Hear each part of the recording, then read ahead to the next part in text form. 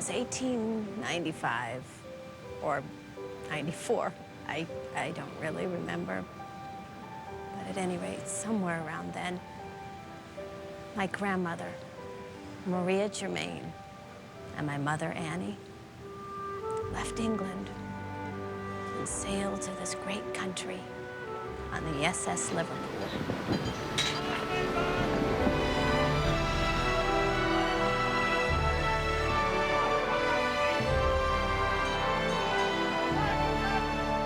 Mother was just 19, and my grandmother was maybe 40. Mama grew up outside of London. Her father was a school teacher, but after he died, they sank into terrible poverty. But being women of courage, they decided to change their future. Grandmother found them positions with a rich American family. I've been thinking, Annie. We'll have to wear uniforms, of course, but that'll save wear and tear on our own clothes. I wonder if shoes are provided as well. The important thing, Annie, is to save every penny we possibly can. Don't want to remain in service forever now, do we? How long do you think before we're off on our own? 4, 5 years, I should imagine. We'll have a nice little nest egg, then the sky's the limit. They say that in America, even a woman can make something of herself if she's got guts and determination. That's us, ain't it, Mum? Sure is, lovey. We come from a long line of fiery women.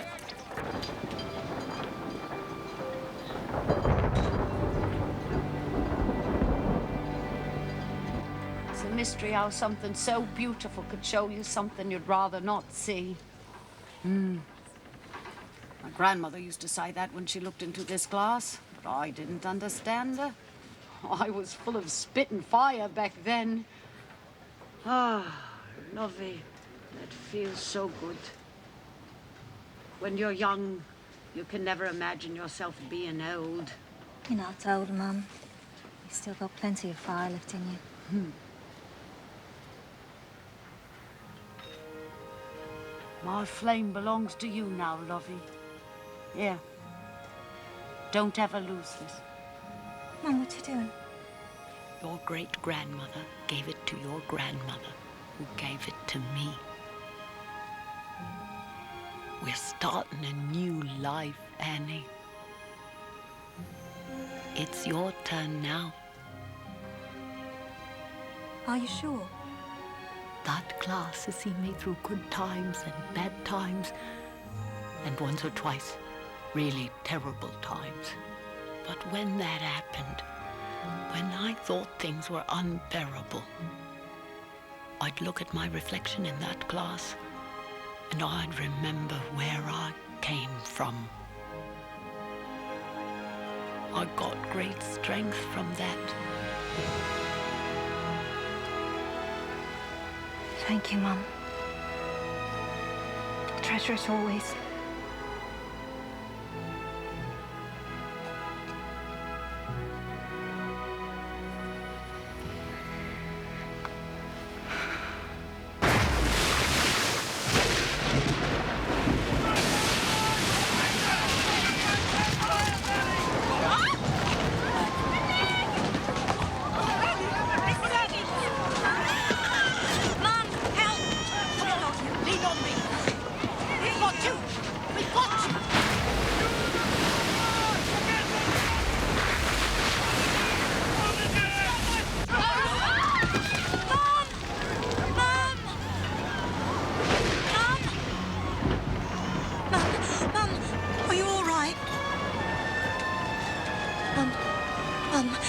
Mum, wake up, Mum. Come on, Mum, wake up. Come on. Mum, come on. Please, wake up.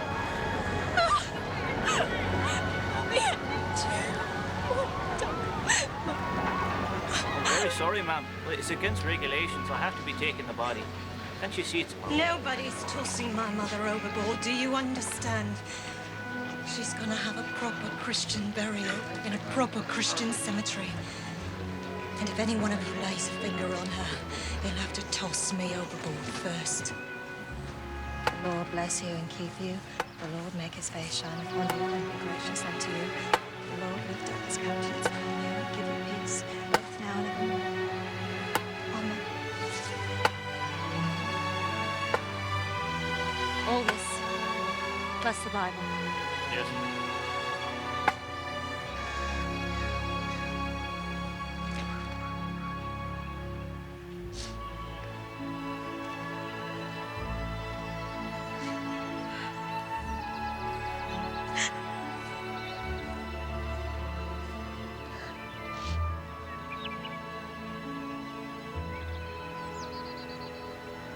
Guts and determination, Mum.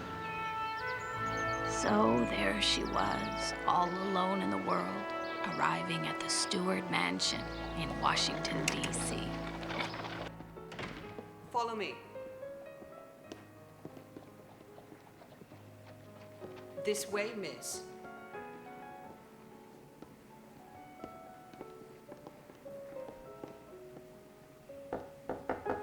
The new girl has arrived, madam. Thank you, Louisa. Her employer was Mrs. Veronica Stewart, one of the most prominent women in Washington society. Oh, come closer, Annie. Let me have a look at you.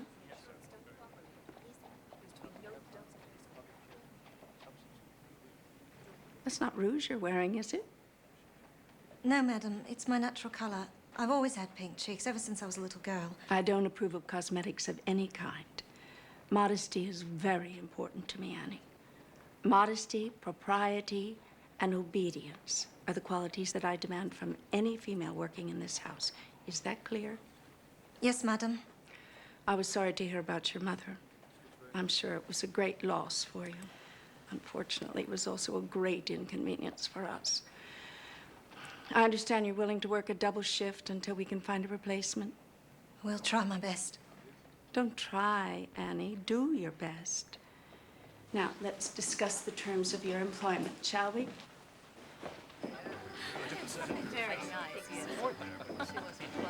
I say you ought to get rich. It's your duty to get rich. Rich men are the most honest, respectable men in America. That's well said, Emmett. Spoken like a respectable, honest millionaire. Well, thank you, Mr. Stewart. What about rich women, Senator Lodge? The most dishonest, deceitful creatures on the face of this earth. Senator, I'm shocked. I thought you admired the feminine sex. Feminine, but never feminist. Well, those creatures can hardly be considered real women. Well, the fact is that too much thinking is detrimental to a woman's health. Scientists have discovered that when a woman's brain is overtaxed, it weakens her reproductive organs and she's unable to have children. Oh, what utter nonsense. You can't argue with science, my dear. On the contrary, Charles, since I'm finished with bearing children, I can argue with whomever I please, particularly science. Touche.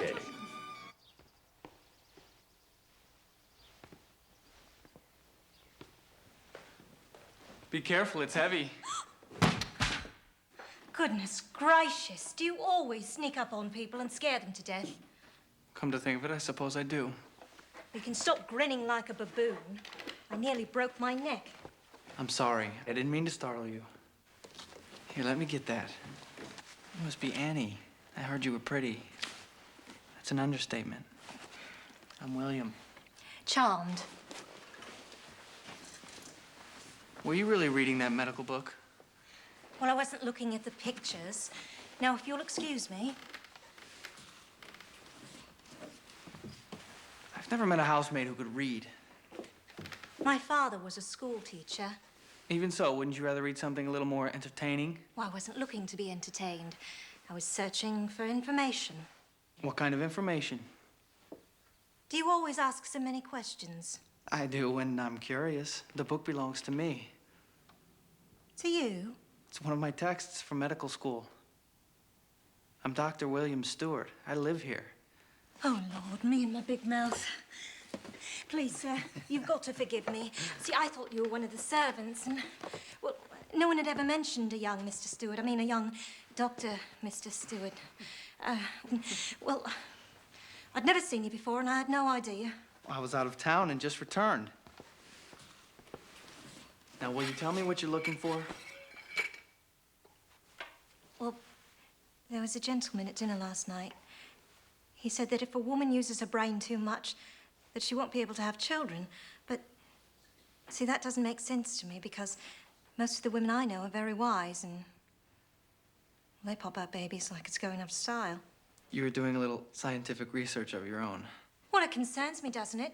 I mean, I love books, but I also love children, and I thought that I might have to choose between the two. It's very distressing. Which one would you choose? I don't know. That's a question, isn't it? But first of all, is it true? I don't recall ever reading that particular theory in any of my textbooks. Let's take a look, shall we? And that was how Papa first met Mama. From the very beginning, he was impressed with her intelligence and, of course, her beauty. Because Mama was the most beautiful woman that ever lived. Just like some old-fashioned romance novel. He was the young master, and she was a servant girl. And they fell in love, pure and simple, against all the rules. Never known a woman such as you. These past few weeks.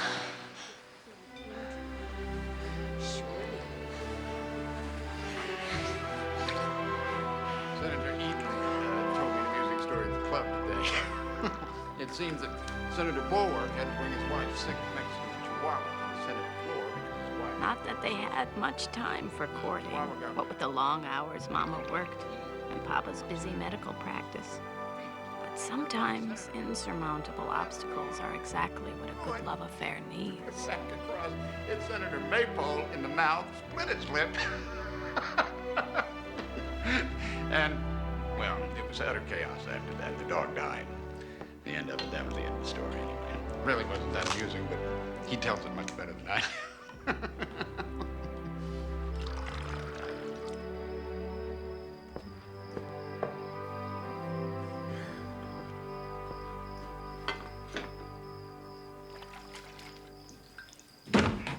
I want you out of this house immediately.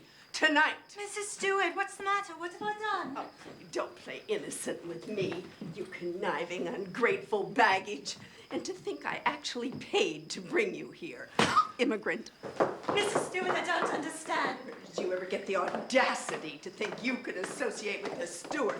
I ought to have you horsewhipped. You'll do nothing of the kind, and don't talk to her that way.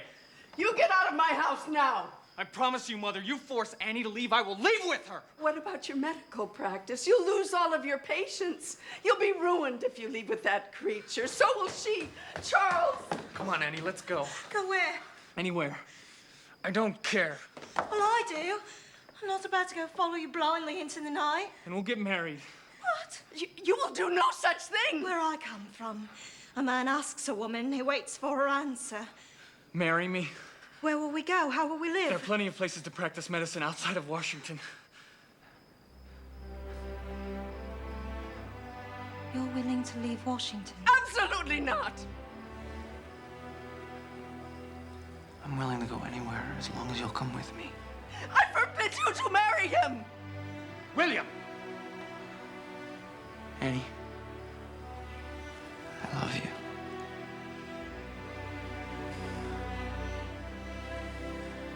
Will you marry me? Please.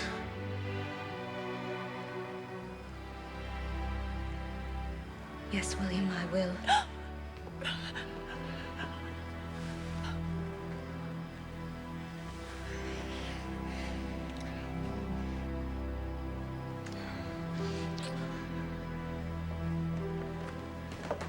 If you walk out that door with her, don't you ever bother coming back. I'll cut you off without a penny.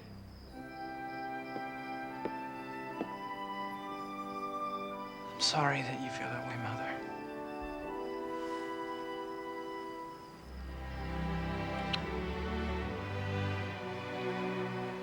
I'll miss you. Shame on you, William Stewart.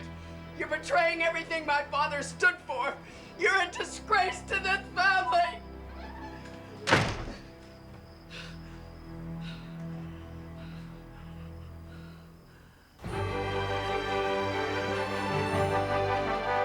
It took 3 days for them to reach Ashland, Wisconsin, the place where I was born. When they arrived, all they had were the clothes on their backs and a promise of a doctor's job for Papa. It was a small town full of Chippewa Indians and lumberjacks and their families. A whole other world, far from Washington, D.C. I'm back, Mama. Hello, Amanda. Careful, one.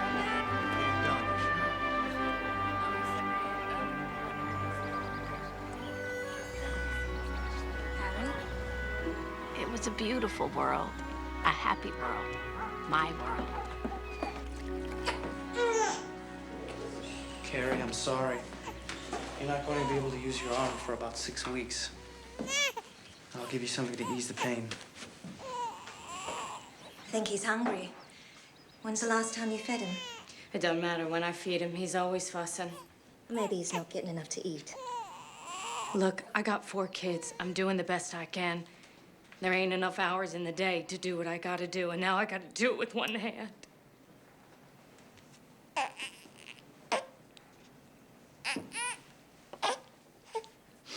I don't think I could take it anymore. I'm going crazy.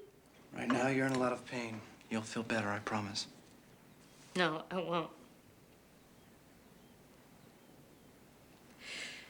I didn't fall down no steps. Tom threw me against the wall because his breakfast wasn't ready on time. I told him that if he ever touched me again, I'd take the kids and leave him. He told me he'd take them and I'd never see him again. Can he do that? A woman loses all rights to her children if she divorces her husband. But he's beating on me and he's mean to the kids. He calls them names. Carrie, you've got to make peace with him. Try and get along with him. He wants another baby. Well, I guess I gotta give him that too. No, you don't. There are ways to prevent that. Annie? It's illegal for me to give you that information. You mean there's a way for me to stop having babies? Carrie, look, I'm sorry. The government has passed a law which makes it impossible for me to tell you. William, look at her. She's exhausted. No one has to know. No. Come on, Carrie. I'll walk you out.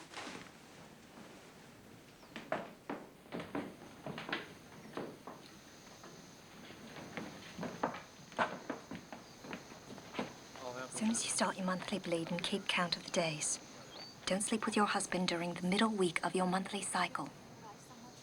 It's not foolproof, but it helps. Good luck. Thank you, Annie. Annie. Damn it, Annie. You know I could lose my license and go to prison. It's a horrid, despicable law. That's not for you to say. Why not? It affects me and every other woman in this country. Who do those men in Washington think they are? They are the elected representatives of your government. I didn't elect them. And you can be damn sure that when we women get the vote, that law will change.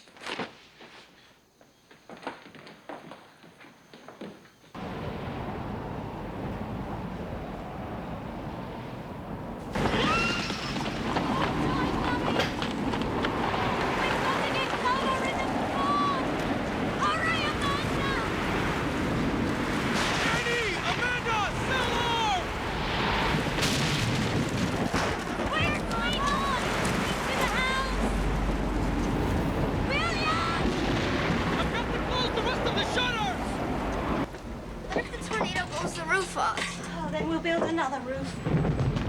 Mama, I'm scared. I know you're frightened. But the women in our family are brave. We face our fears and overcome them. Remember when I told you how scared I was when my mum died on that ship and I had to come to this country all by myself? I told you that she'd given me this glass. And she said, in America, Even a woman can make something of herself. If she's got guts and determination. That's right. And she said, Annie, lovey, whenever things seem unbearable, you just take a look into this glass and you remember where you came from. That's what you have to do too, Amanda. Whenever you feel sad or worried or scared, I want you to look deep into this glass. Like this? That's right.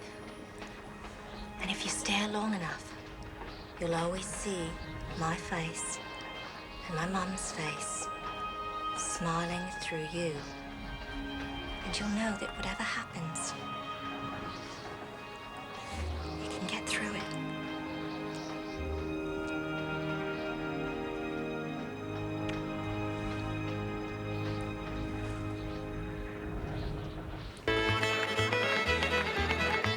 So who would make a better president, you or me?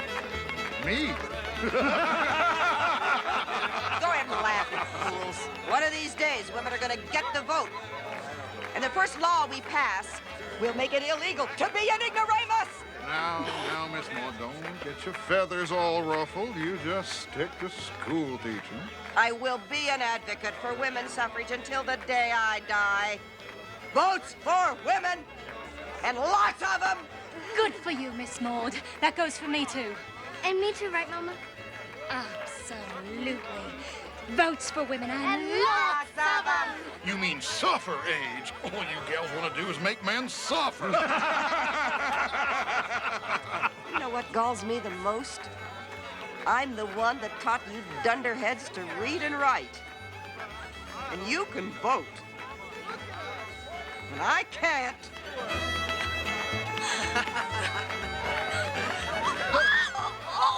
What? Annie, easy. Easy. We're almost there. Mama! We're almost there. Mama!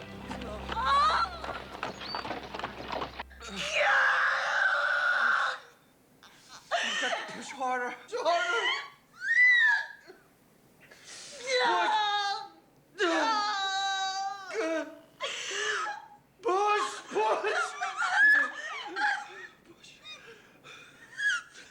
Get out of here now! Push. You got to keep pushing. Sweetheart. I'm sorry.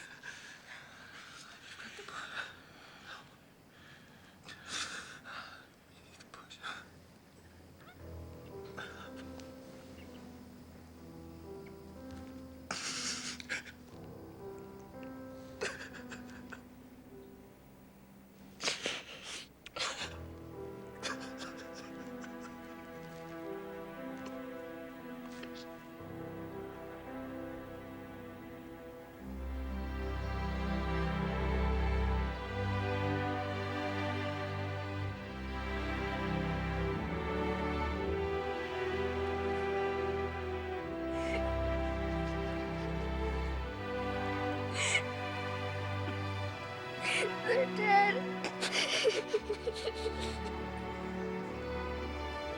But you're a doctor. Why couldn't you save them?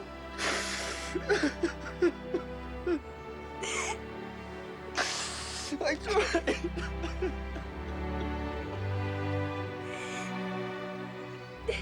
I tried.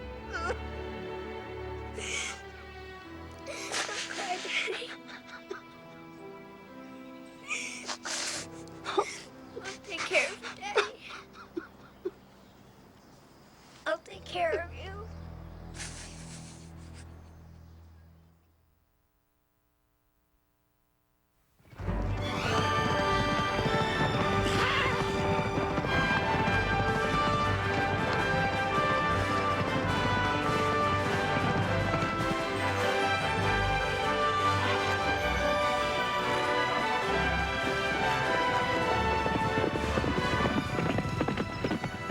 After my poor mama died, I tried to keep my promise and take care of my pa, the only family I had left. But he retreated more and more into his work. And I was left on my own to run wild. I won. You did not win. Yes, I did. Beat you by a fraction. Someday you may beat me, Amanda, but not today. Today, White Moon is still the fastest rider. Share your water with the winner. Come and get it.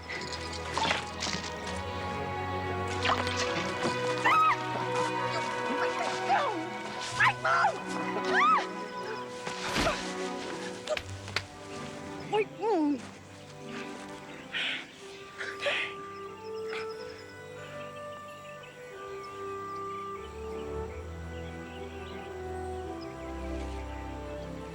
Once again, I win.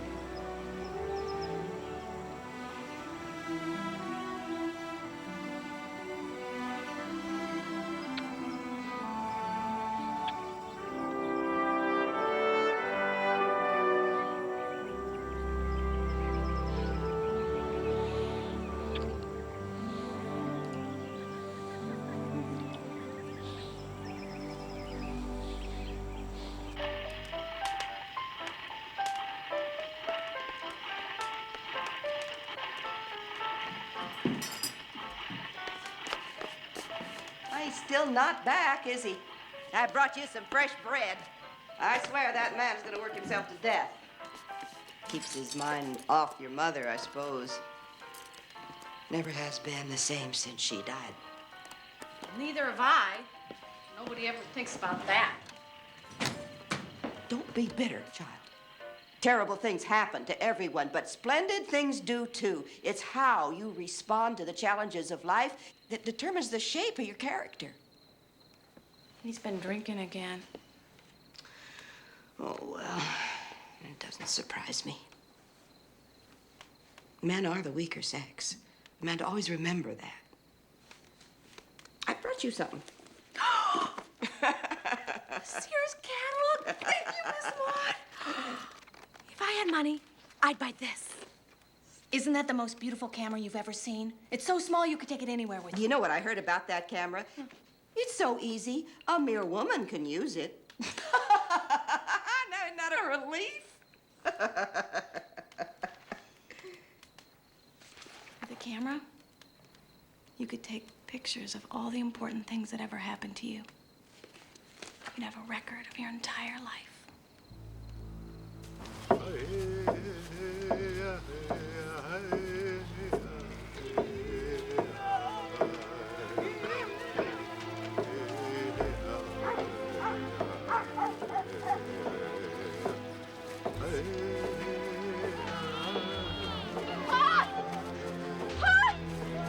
Amanda, get away from here. Did you not see the funeral procession? Yes. It's diphtheria. Go home. What about you? Don't worry about me. Go home. Get away from here. It's highly contagious. Go! White Moon! White Moon! Amanda, water, please.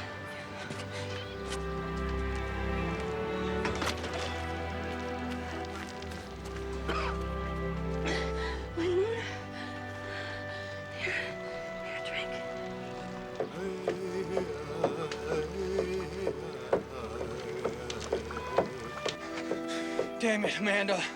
I told you to leave yesterday. Why are you still here? He's my friend. I'm not gonna leave him here to die.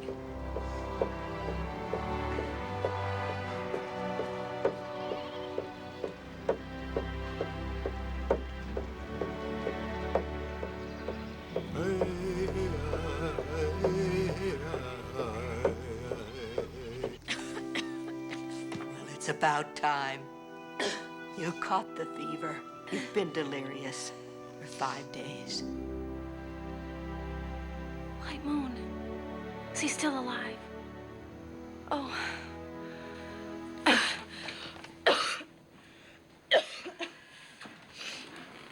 Your father contracted diphtheria and died yesterday. Oh.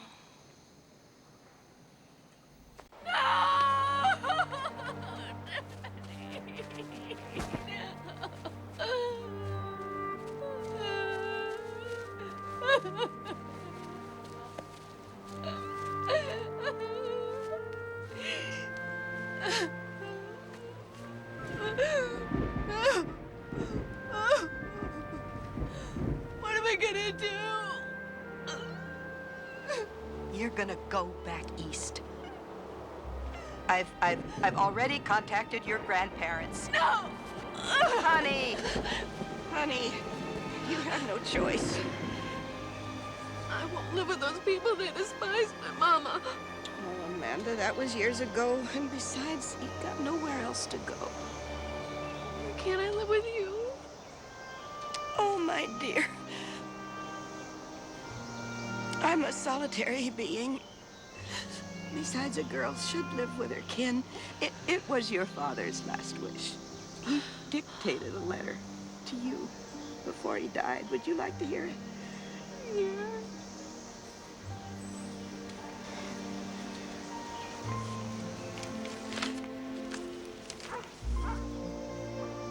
My dear Amanda, words cannot express how deeply I regret leaving you when I've left so much undone. I've always known that I haven't been a proper father to you. That is why my final wish for you is to return to my mother in Washington, whom you resemble in so many ways. With her guidance, you will become educated, cultured, the woman you were meant to be. Know that I will always love you. Well, child, are you ready to go?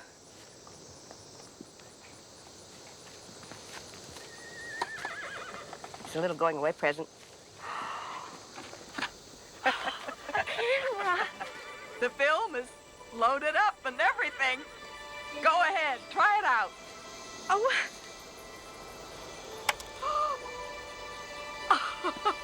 My first photograph. Well, I am greatly honored. Oh, Amanda. You take pictures of all the important moments and show them that you are more than a mere woman.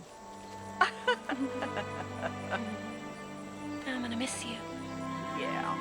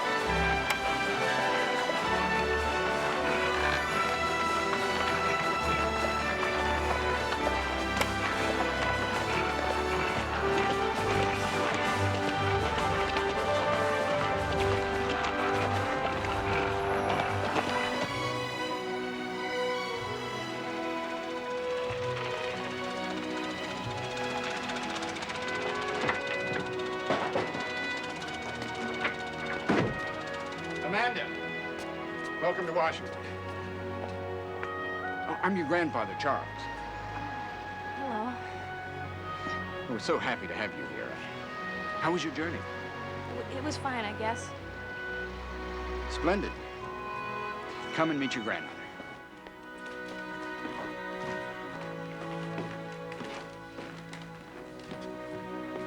My dear, this is Amanda. Amanda, your grandmother, Veronica. Oh, you look so much like William.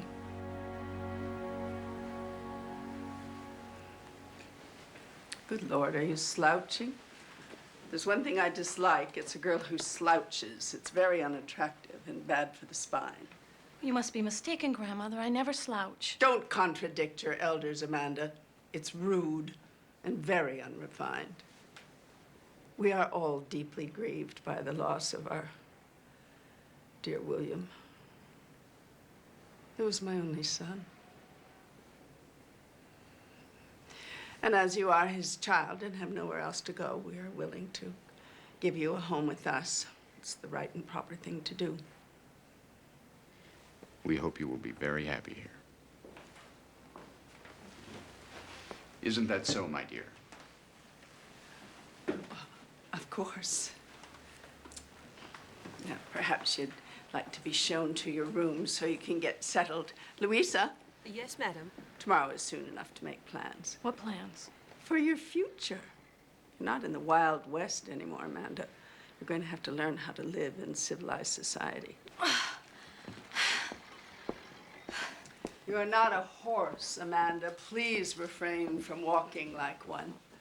Head up, back straight. A woman glides when she moves. Not all women.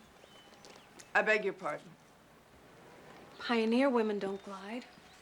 Neither did the Amazons. And I doubt Joan of Arc did either. Bonjour, madame. Vous allez bien? Très bien, merci, madame. À vous? Ah, c'est bien, merci. Et elle est tellement charmante. Hardly charming, but my granddaughter, nevertheless. I want her to have a complete wardrobe, Celeste, from head to toe. Oh! Did I catch it? Let's not cross with us. You have a group? In his second annual message to Congress, Andrew Jackson presented a daring and brilliant proposal to help develop our country. The Indian Removal Act, a law which would open large tracts of land to a civilized population, which was then occupied by savages. It was President Jackson's hope that under the influence of the white man, the Indians would cast off their barbaric habits and become a civilized Christian community. They're not barbaric. Excuse me, did someone speak without permission? Miss Stewart? The Indians are not barbaric. Back home, I was friends with a lot of the Chippewa, and they're very intelligent people. Half-naked heathen who can neither read nor write? I hardly think so. Well, they're not half naked. They just don't wear all these useless clothes that pull you in so tight you can barely breathe. That will be enough, Miss Stewart. And so what if they can't read? They know everything about nature and animals and medicines with herbs, and they're the best horsemen in the whole world. Miss Stewart, I will not warn you again. Well, I just don't think you should be teaching lies. Report to Miss Brentford immediately. Immediately! I have never heard such impertinence. I wouldn't be surprised if you weren't expelled at once. I hope I am expelled. I hope they expel me all the way to Wisconsin. I never asked to be sent there in the first place. I don't think you comprehend the disgrace you caused me. Being headstrong is very admirable, except when you're dealing with someone who's stronger. Now, as long as you reside under my roof, you will do as I say. What if I don't? Then you will be defiling your father's last wish. Women of our class must prepare themselves for the most important task of their lives, to become suitable wives for men of prominence, and through them, to influence society. Without a woman's civilizing influence, Amanda, men become savages. It's our responsibility to marry men in power and make sure that order prevails and their violent natures are held at bay. Who are those women? Please don't change the subject when I'm speaking. Where? What women? Over there. No one. Just a bunch of fanatical old maids. Vote for women! And lots of them! Vote for women! And lots of them! Vote for women! And lots of them! Vote for women! And lots of them! Vote for women! And lots of them!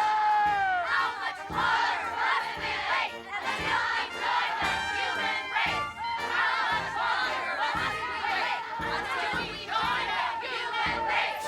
How much longer must we wait until we join the human race? How much longer must we wait until we join the human race? How much longer must we wait until we join the human race? Hey, don't just stand there, gawking. Why don't you join us? You think I could? Well, it's up to you, but it's your future we're fighting for. Unless you're satisfied with the way the men are running this country, Well, what can I do? Educate yourself. Become informed.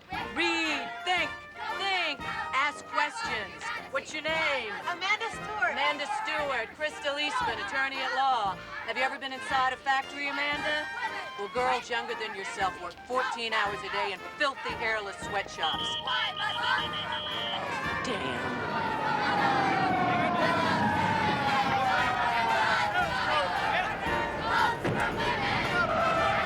You better make a run for it.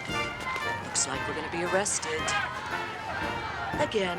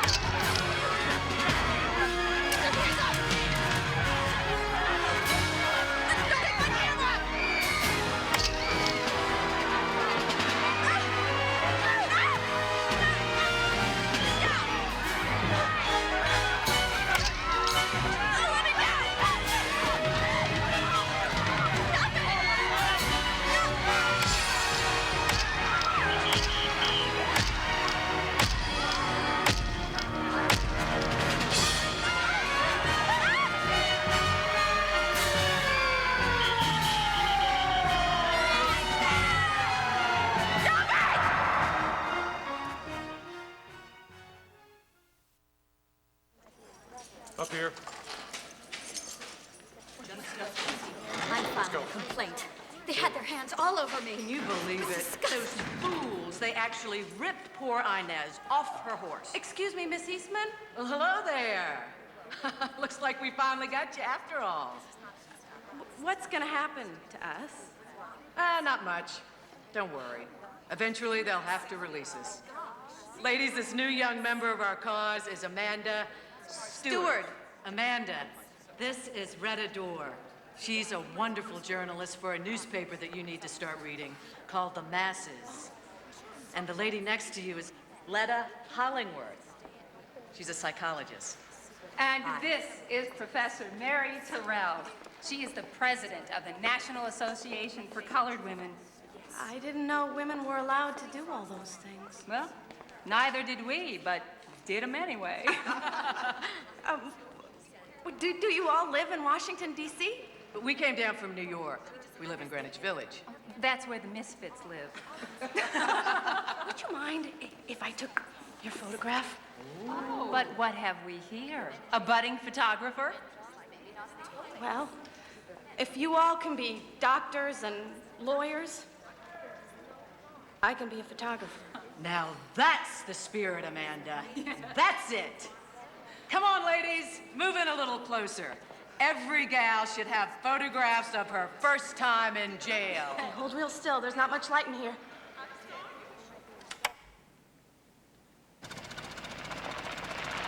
In jail, I met a woman doctor and a woman lawyer, and... I wash my hands of you. You're a lost cause. We're very disappointed in you, Amanda. A steward has never been arrested before. You had no business at all being at that demonstration. Of course I did, Grandfather. I took the picture. I'm gonna be a photographer, and I'm gonna go all over the town, and I'm gonna photograph everything I see. May I have that camera, please? No. You are going nowhere, Amanda. Aside from school, you will be confined to the house for the next 6 months. You're not a child anymore, Amanda, and you have to stop acting like one. When you can learn to behave like a proper young lady, I will give you your camera back.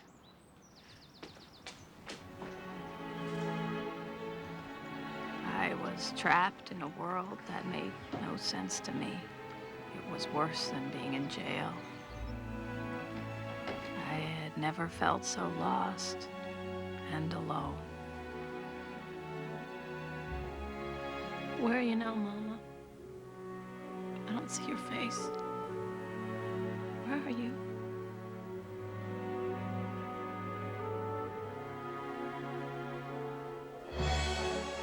A proper young lady was the last thing I wanted to be. But in order to survive, I settled down and played their game. I had no choice. Ladies and gentlemen, may I make a toast? To my dear granddaughter, Amanda, on her 21st birthday. May she know only joy and fulfillment as she commences her journey down the path of life. To Amanda. To Amanda.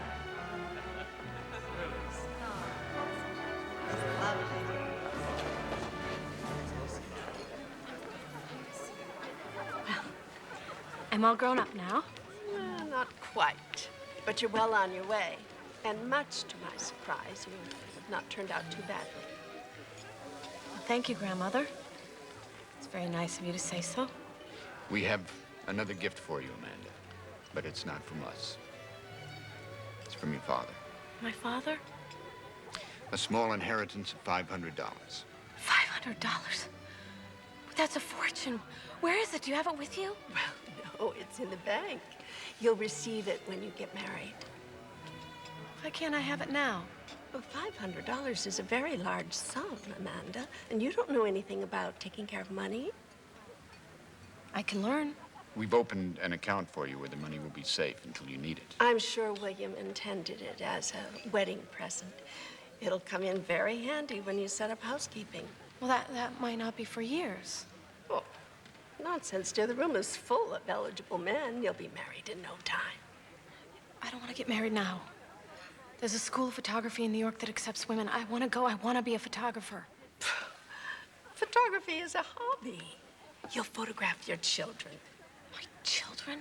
Stewart women have always married early, and you're not getting any younger, dear. Many girls your age are already mothers.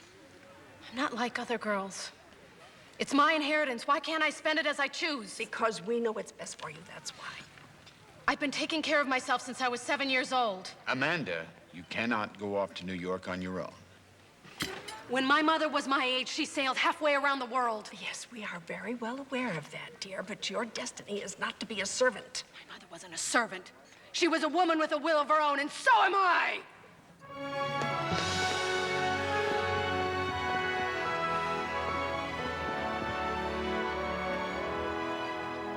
In those days, a woman was not allowed to have her own bank account.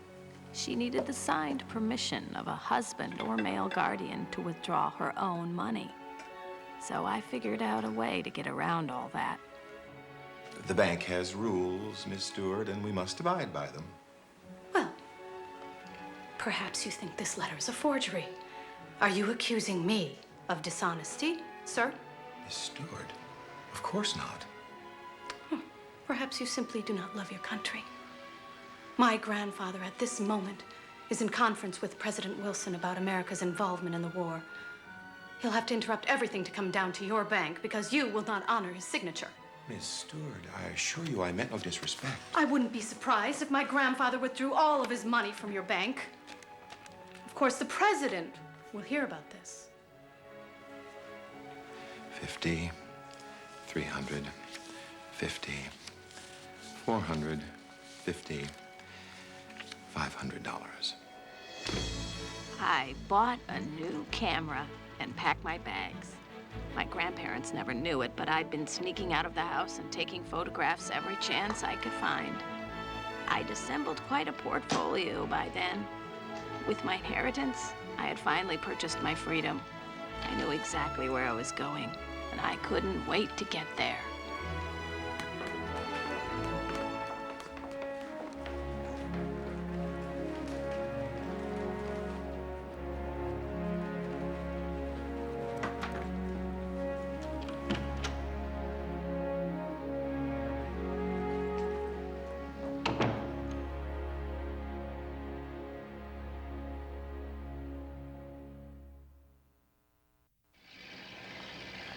Every account I'd ever read of Bohemian life always mentioned a place called the White Horse Tavern in Greenwich Village, New York.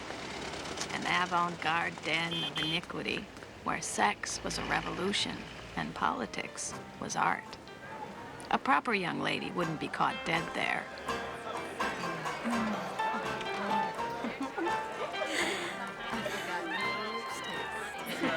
you saying? Abolish marriage altogether. Oh, why not? Let a man and woman come together of their own free will. And when they're no longer happy, just let them move on to someone else. I mean, why should a woman be condemned to one incompetent sex partner her entire life? And just exactly how do you know he's incompetent? They usually are, darling.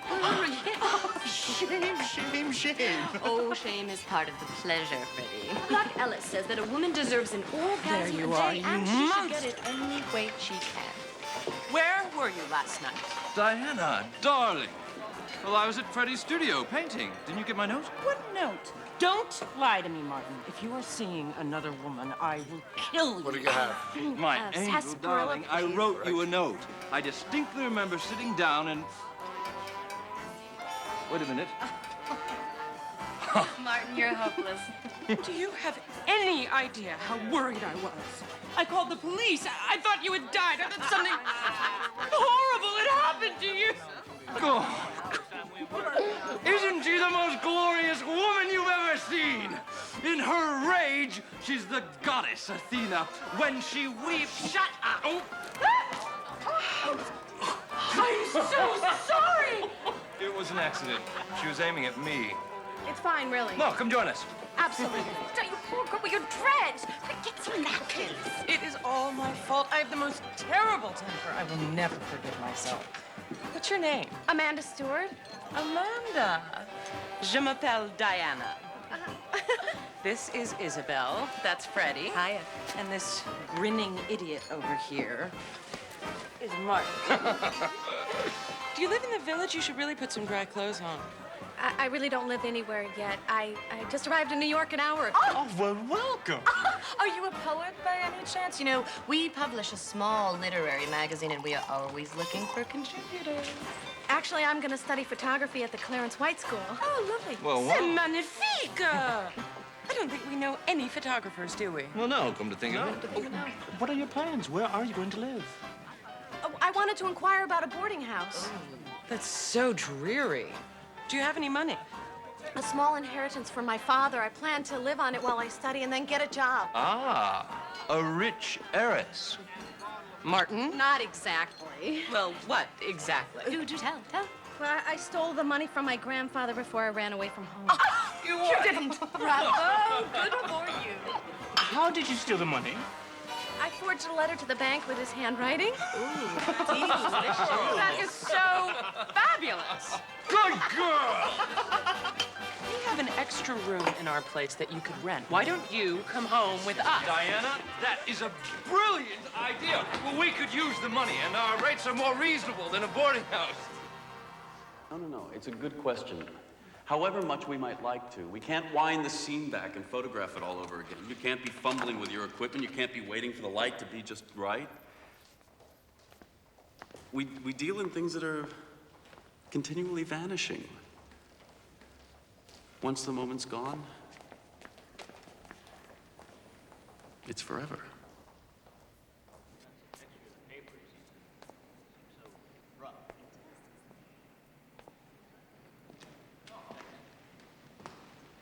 Steichen, it's too pretty. That's your opinion. Well, I get paid to give my opinion. I'm James McLaren, one of the teachers here, and you're the little rich girl who just enrolled. Hardly rich and hardly a little girl. You don't work like the rest of us. Maybe that's your problem. My problem? You're not hungry. You don't struggle. I've seen your portfolio. It's okay, but there's a certain complacency about your work. Well, I'd rather be complacent than a smug, self-satisfied ignoramus. Oh, Amanda. It is Amanda. Don't get touchy. Oh, if you were a real teacher, instead of a rude, insulting bore, you'd help me improve instead of criticizing and making false assumptions, Mr. McLaren. Well, you've got passion. That's a start. Come here. Alfred Stieglitz. Each photograph suggests a world unto itself, an individual vision. They make you see things you've never seen before. Louis Hine.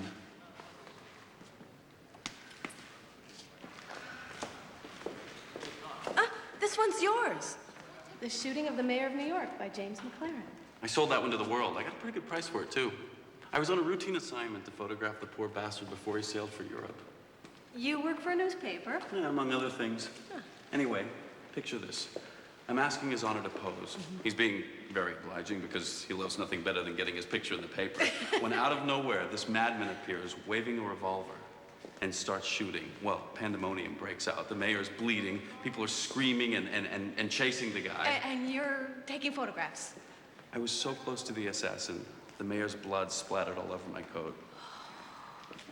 Listen, I gotta get down to the courthouse. There's a verdict coming in a big murder trial, and I'm supposed to cover it. So, Wait a minute. Could I go with you? if you insist. I've never been to a murder trial before. You got some great shots. What I really want to do is make movies. That's where the future is. But in a motion picture, everything goes by so fast. There's no time to really look at anything. You see, what I want to do is capture a person's soul in one perfect shot. Cap, the trick is to catch them unaware. You have to talk to them, ask questions, distract them any way you can. Get them to tell you something personal so they'll forget themselves, and then look for your shot. Always be ready for that moment. After all that, I'm famished. You want to get something to eat? Oh, sure, where? Connecticut. Connecticut?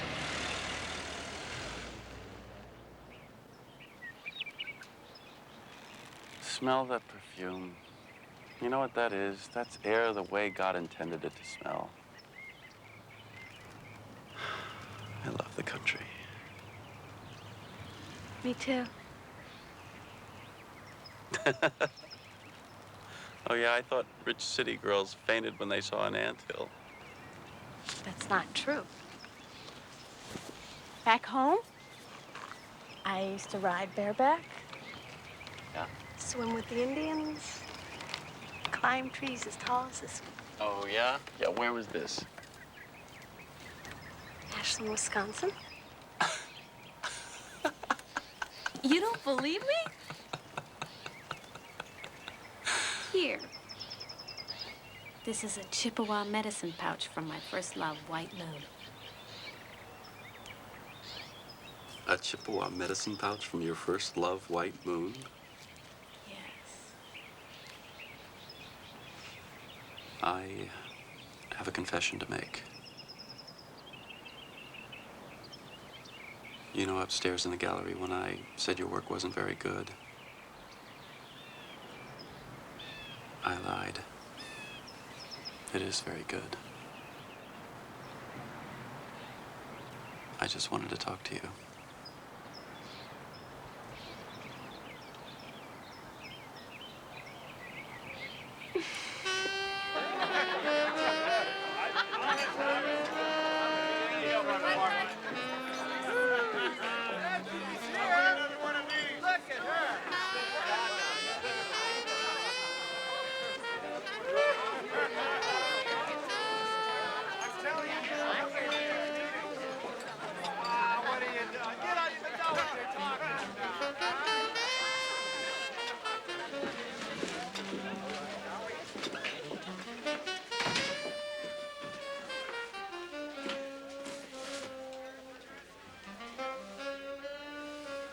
That was the longest lunch I've ever had. Maybe we should start tomorrow at breakfast. It's like a fun party. Don't you want to stay?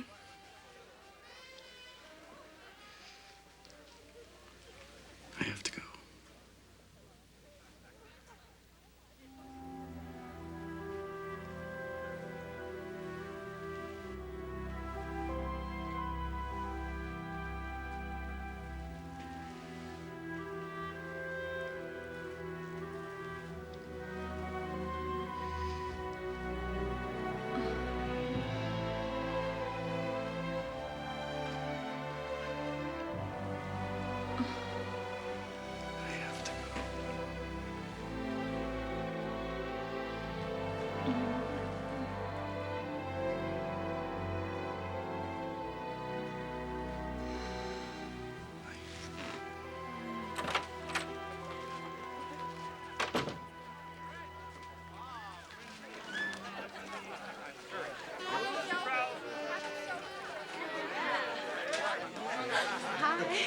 Darling! Martin sold a painting. Darling! fabulous.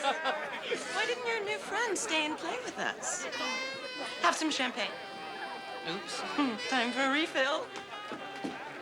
Congratulations. Mwah. Thank you.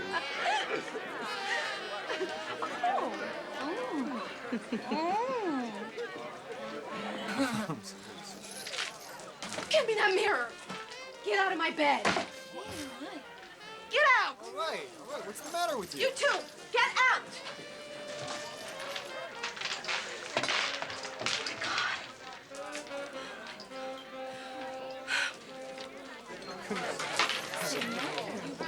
You were in my room. Did you take my money? Did you see anybody come out of there? Someone stole my money. All of my money. Amanda, what is it? Someone stole all my money. Darling, what's the matter? I had $415 rolled up in a stocking in my dresser drawer, and now it's gone.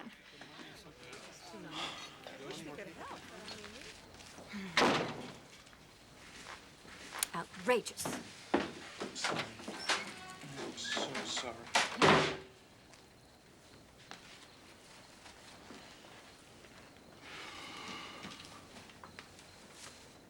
Nothing. It's outrageous. It's horrible. This is an absolute disaster. We searched everyone. Whoever stole your money must have snuck out early. Do you have any money left? I don't know, $10 in my purse. $415. When I think of it, I could just cry. Diana, don't cry. What are you going to do? None of us has any money. Everything Martin made on his painting is going to pay off our debts. Freddie's an absolute spendthrift. Isabel's flat broke. It's all my fault. It's not your fault. If I hadn't invited those ridiculous people here. Tomorrow we'll go with you. We will help you find a job. There's only one problem. I don't know how to do anything. You're young, you're healthy, you're smart. There's got to be something you can do. What about your photography? I'm not good enough yet. We've all seen your work, Amanda.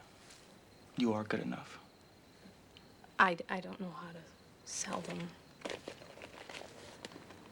I don't know where to begin.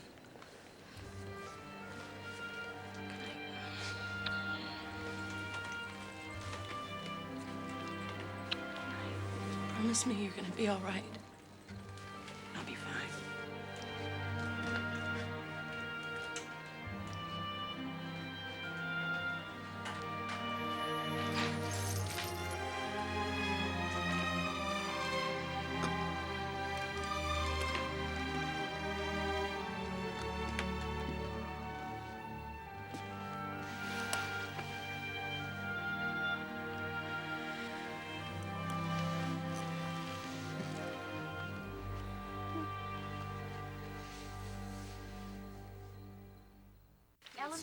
I'm not anticipating any problems, but I want some women positioned outside just in case the police decide to pay us a little visit. Excuse me, Miss Eastman. Yes, can I help you? Hi, I'm Amanda Stewart. I was in jail with you in Washington, D.C. 4 years ago. Oh, hi. Hi. Well, well, well, the little photographer. How are you?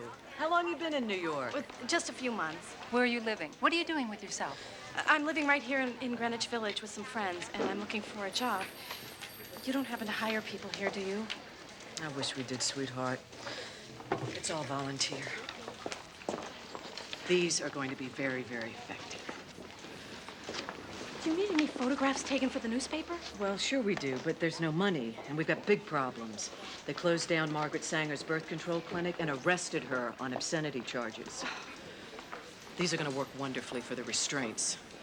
What? For the rally. We're planning this huge protest rally. Can you believe it? It's 1917, and women still don't have control over what happens to their own bodies.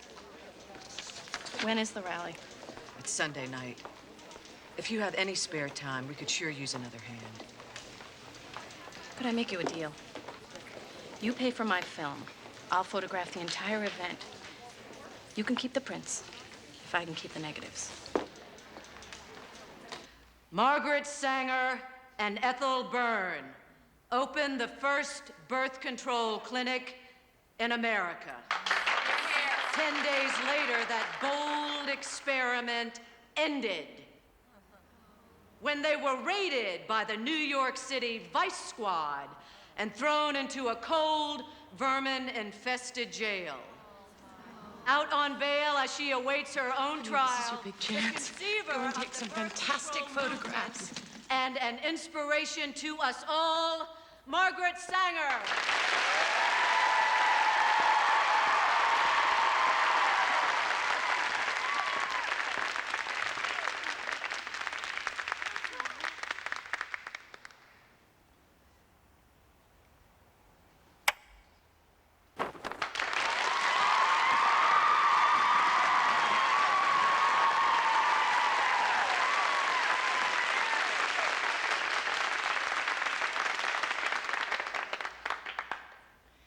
Tonight I come to you from a crowded courtroom, from a vortex of persecution. I come not from the stake of Salem, where women were tried for blasphemy, but from the shadow of Blackwell Island, where women are tortured for obscenity. New York law states that obscenity is information of any kind to prevent conception. But I say obscenity is something else.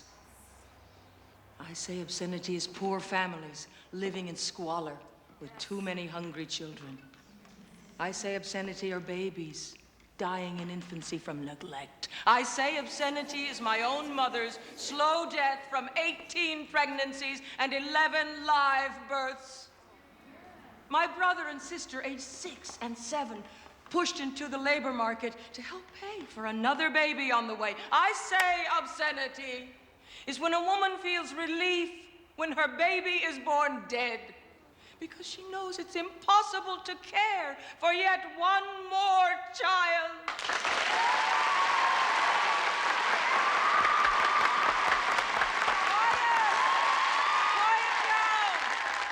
Quiet, please. This is no time for celebration. At this very moment, one of the bravest women I know, my dear sister, Ethel Byrne, is being subjected to the most outrageous indignities in a snake pit called Blackwell Island Prison. Not only has she been deprived of every possible freedom imaginable, but when she protested by going on a hunger strike, food was forced down her throat against her will. That, my friends, is how America treats its women. We have no voice, no power, no right to protect ourselves. In the eyes of this country, a woman is nothing more than a baby-making machine.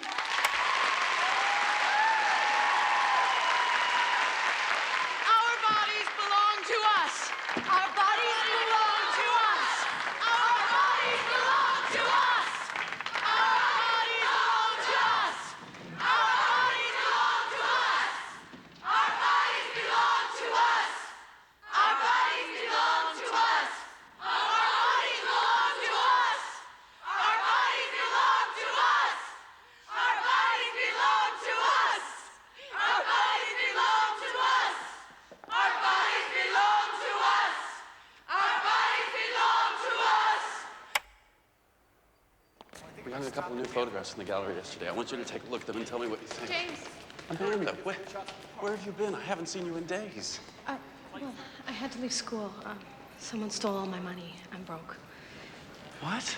I need your help, James. I have to use the dark room. I know it's for students only, but if you said I was assisting you... So tell me what happened. Are you all right?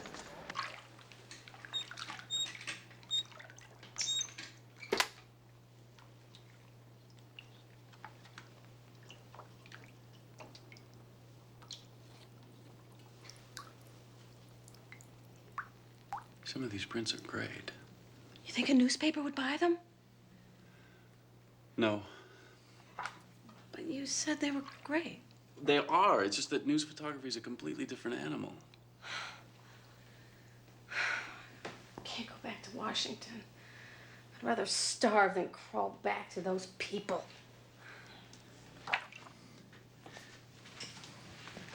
You want to learn news photography? Come here. I'm supposed to be the teacher. Let's look at some of these. That's not bad. Tell you what, I'll take this to my publisher. I'll tell him it's mine. I'm on staff.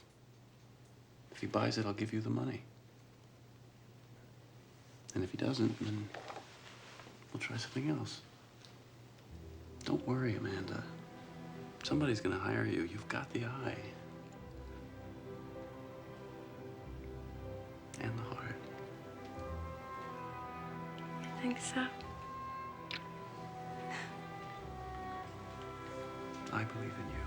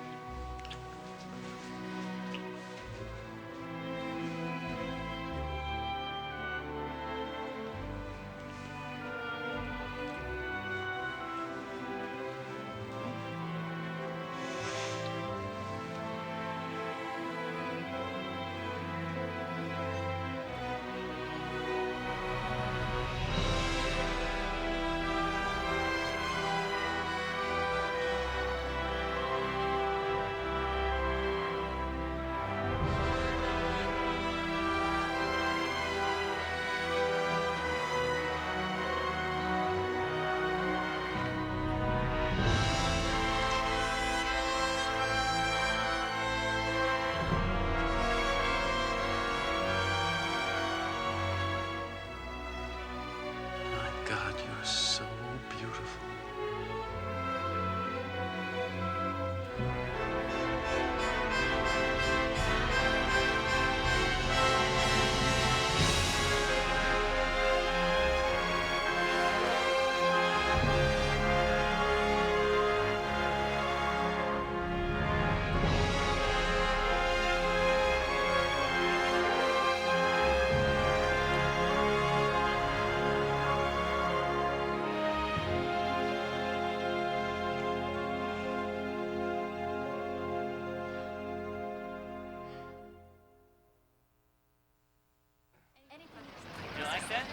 James taught me everything about photography. And by the time the war broke out, I was shooting action shots like a pro. But this is my 5th photo. Don't you think it's time we told him the truth? Let's just give it a little more time. I don't want to give it any more time. This is my work and I deserve the credit. Do you have any idea how frustrating it is to see your name on my photographs? Honey, of course I do. Don't honey me. This is a professional conversation and I want to know when you're going to tell your editor about me. Actually, I already talked to him. What did he say? I'm sorry, sweetheart. No matter how hard I tried to convince him, he refused to believe the photographs were yours.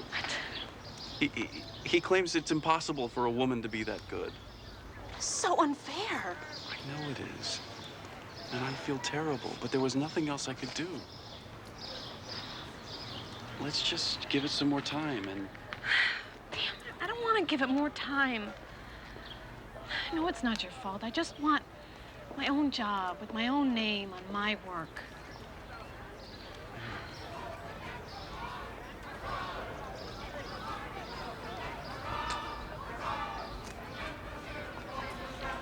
My darling! We have devastating news! Martin's been drafted. He has to go all the way to North Carolina. Angel, we've been through all this. A man has to do his part. I have to go down south with Martin. He's perfectly helpless without me. I'm gonna live near the barracks during basic training and then go home to my family to await his return. And I will return. I promise. Amanda, sweetheart, you'll have to find someone to share the apartment unless you can handle it on your own. Well, you know I can't. Well, let's have a drink and we'll figure something out.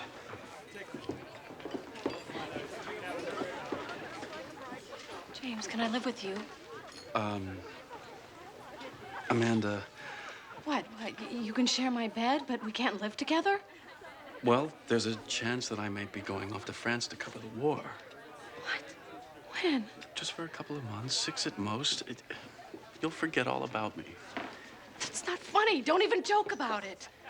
When were you going to tell me? The day before you left? No, I didn't want to say anything until I was sure. Don't be upset. Don't be upset. My work isn't acknowledged. My best friends are moving away. And you might go off to war. Darling, come here.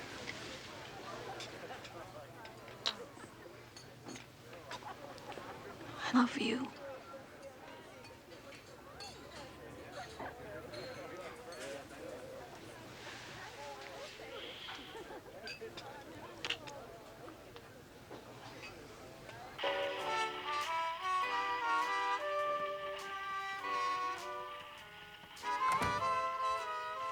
Hello? It's me. Oh, thank God you're here. I've been feeling so sorry for myself. I can't believe they've actually gone.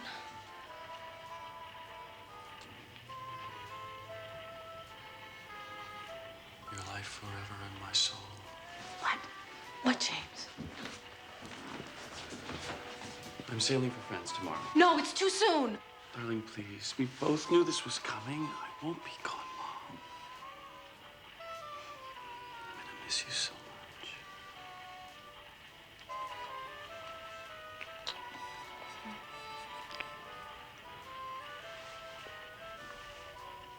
Could I go with you? Amanda. I don't have a job. I don't have a place to stay. I could cover the war, too. You don't think I'm good enough? No. Well, the Tribune thought so. Amanda, no one's going to let a woman on a battlefield. If I'm not mistaken, there's women all over the battlefield. They're called nurses. That's different, and you know it. Yeah.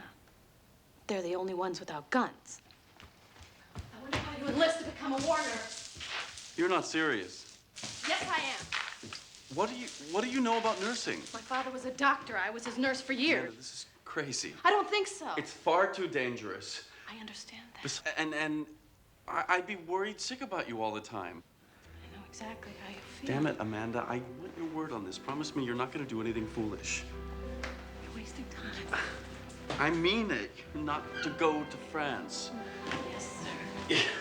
You're not even to think about it.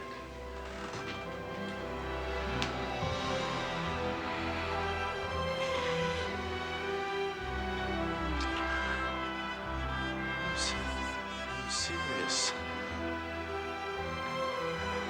Stop talking. Just kiss me. And make me forget everything but you.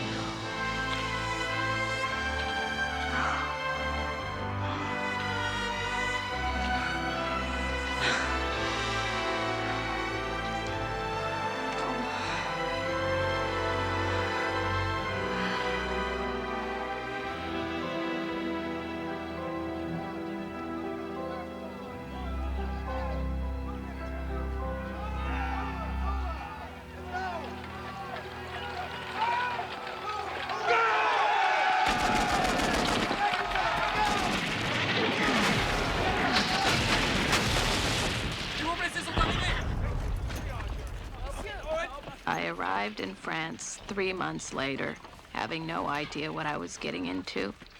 Until then, the horror of war had never been real to me. Words cannot express the suffering, the loss of human life that filled that hospital every day. I was an eyewitness to man's inhumanity to man.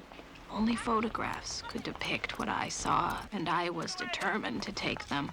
I constantly searched for James, and I couldn't wait to see the expression on his face when we finally met, if I ever found him.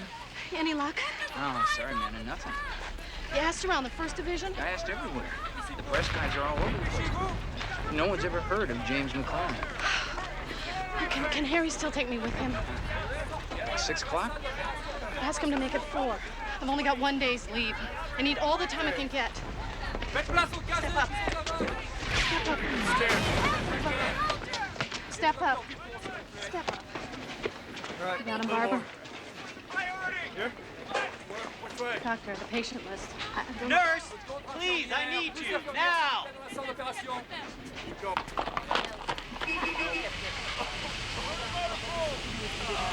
Where to? As close to the front as possible.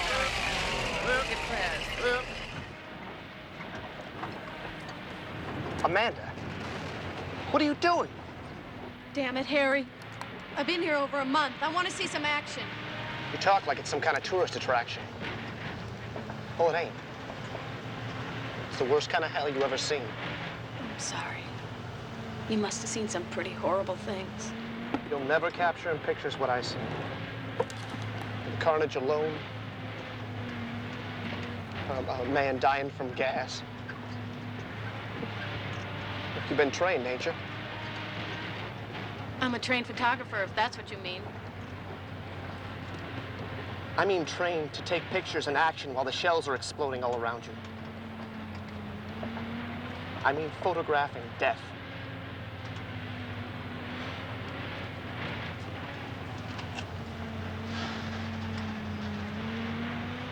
You afraid to die?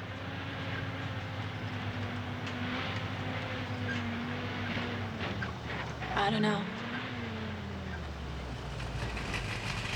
Harry, stop the car, please. My God, they bombed the church.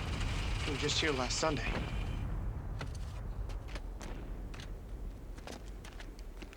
I gotta get some pictures. I guess nothing's sacred anymore, is it? No, Amanda, it isn't. Look, I'm really sorry if I was callous back there.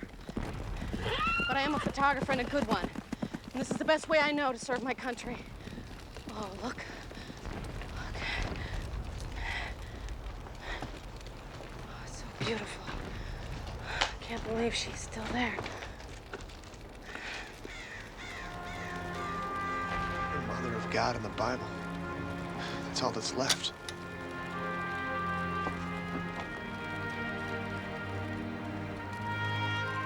Harry, look. Help me. It's Father Sebastian.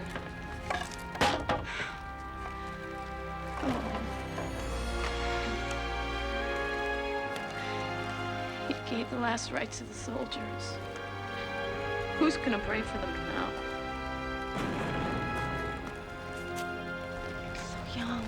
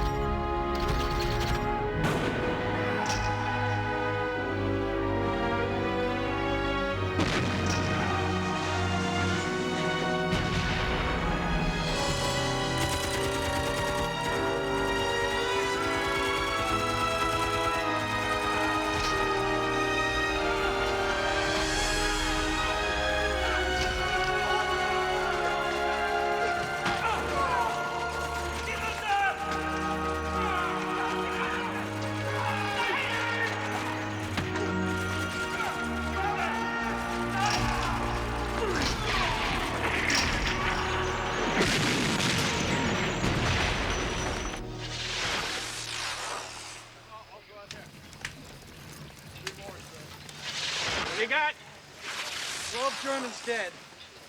Americans? 10. All dead. Damn it. Medic! I need a medic over here, please.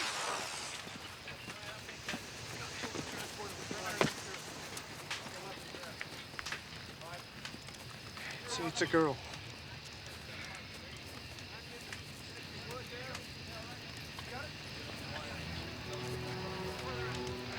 I know her.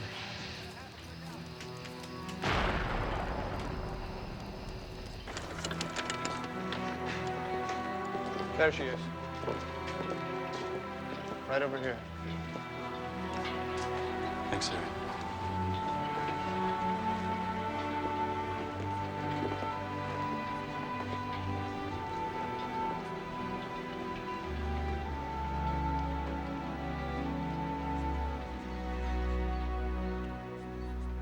Your life forever in my soul.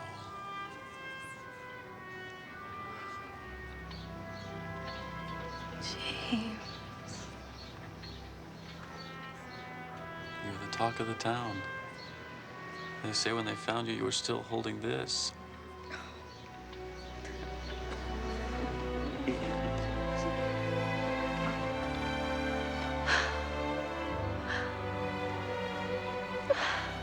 Everything's gonna be all right. I talked to the nurse. She said your concussion wasn't serious. She said you have a very hard head, but I already knew that. You're still alive. Where have you been? I've been looking all over for you. Do you realize you could have gotten yourself killed? What the hell did you think you were doing? Taking pictures. People back home have no idea what's going on here, James. That's why the government took your film. That's why they're sending you home. They're telling lies. Yes, they are. And there's absolutely nothing you can do about it. Darling, go home and think how lucky you are to be alive.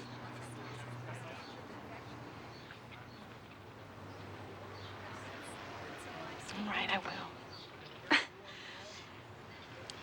You have to do something first. Name it, anything. Marry me. When they examined me at the field hospital, they found out that I'm pregnant. That's another reason why they're sending me home. Immoral nurses are even worse than disobedient ones. Must have happened that night you left. I've got it all figured out. You can marry me before I leave France, and then I'll go home and I'll stay in your place and wait till you get back. I know it's bourgeois, but there's a baby. Man, I can't marry you. Why not? I love you and you love me. I love you more than any woman in the world, but Amanda, I have a wife, and I have 2 little boys. I'm married. What? I'm so sorry.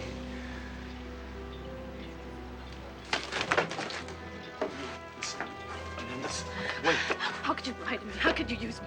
I didn't use you. I loved you, and I love you still. I swear I never meant for this to happen. At first, I thought we could be friends. I don't know what I thought, but if I lied to anyone, Amanda, it wasn't you. I was selfish. I was greedy. I didn't want to give you up. Were you ever gonna tell me? Yes. When? Why did you wait until now? Now that I'm pregnant, now that I'm gonna have your child. I have some money. Whatever you need. Whatever Money. it takes. Money. Get out. Wait, no. Get out. I don't ever want to see you again. Get out.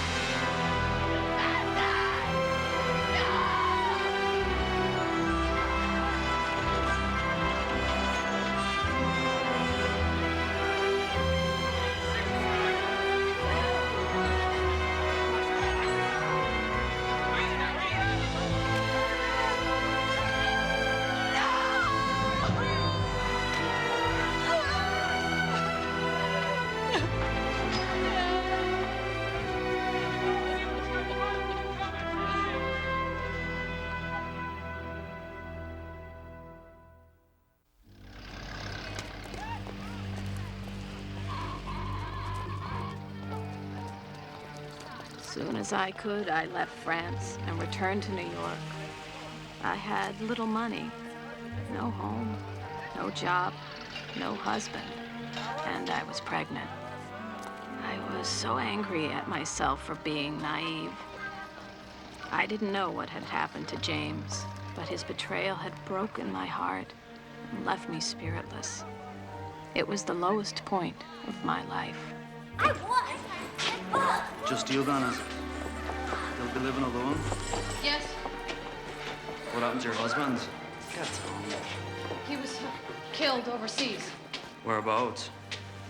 France, the 1st Division. Afternoon, Riley.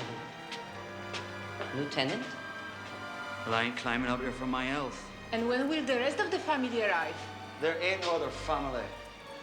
She's a widow, and mind your own damn business.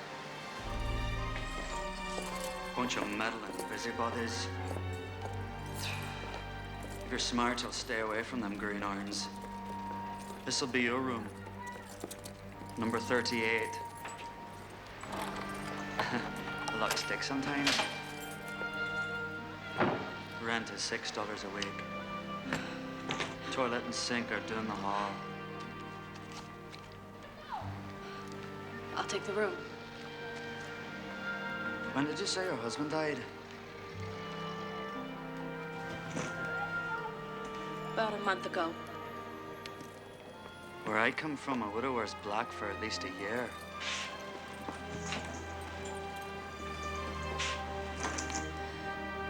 My grief's on the inside, Mr. Riley. I can't afford any black clothes.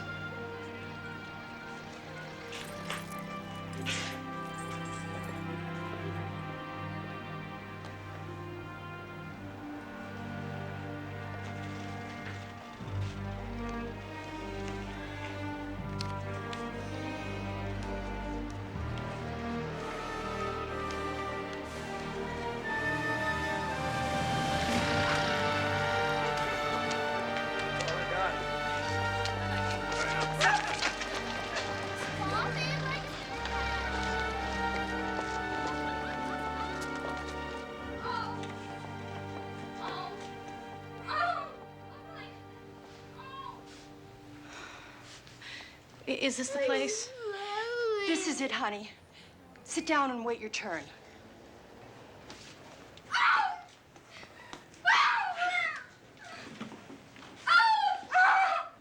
What's he doing in there? It ain't so bad. This is my second time. I've got 7 more at home. What happens exactly? Next. Would you mind holding Lily for me? This won't take long.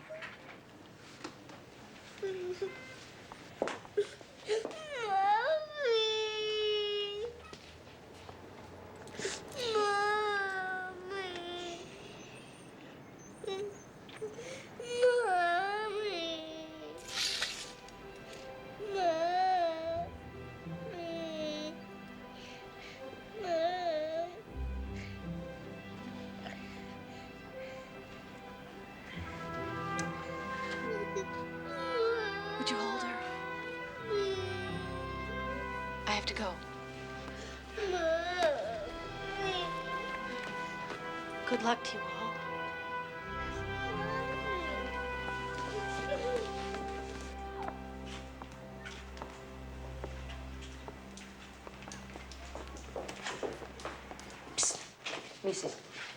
Mrs. Stewart, forgive us for asking, but are you all right?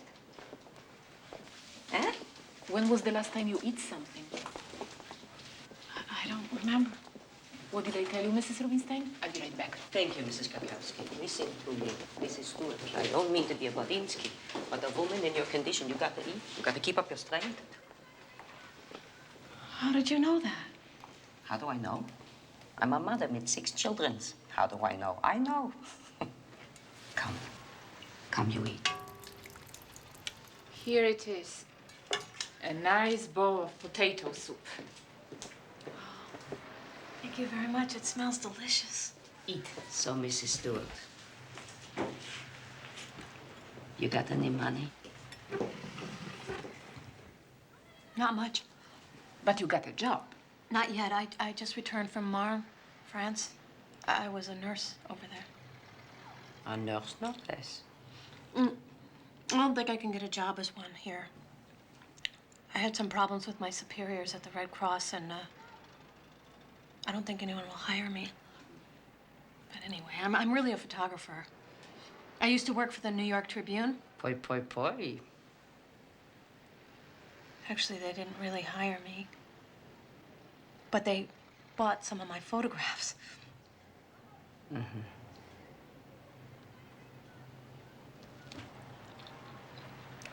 Don't worry. I'll find something. Next. Name? Sylvia Longo. You ever worked a sewing machine? No, this is no good. Next. Please. Next. Name? Amanda Stewart. Ever work a sewing machine? Oh, no. Next. But I'm willing to learn. Next.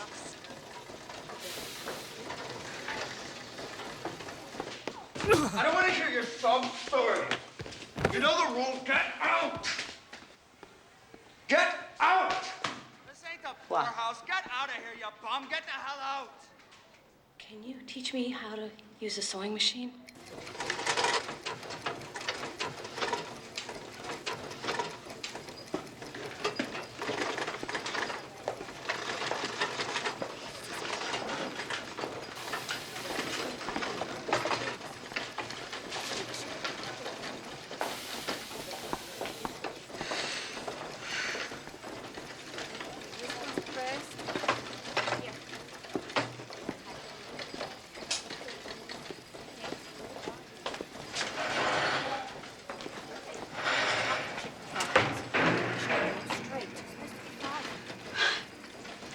Oh my God! My water! Oh, my goodness. Get Here, rags. take her other side. Get some rags. Hurry, Mrs. Bukowski. She's going to go again. You're doing beautiful, sweetheart. You're doing beautiful. We need just one more push. Come, darling. No, I'm too tired. No, you're gonna be tired for the next 20 years. This is the easiest part. Come on, we help you. Yeah? Right. 1, 2, 3. Come on. Yeah.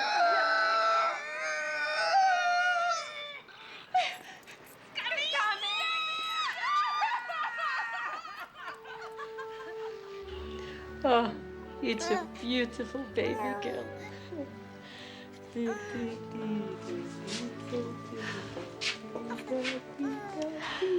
can't believe I'm a daughter. A daughter needs a name. Annie Sarah Stewart. We'll call her Sarah. Sarah love. Hello, Sarah. James. Hey, time is money. We're not running a charity ward here. I was only gone 3 days. How did I know you was coming back? Well, you knew I was pregnant. I was at home having my baby. You've got to give me my job back. How am I going to support my child? Find yourself a husband. The job is filled.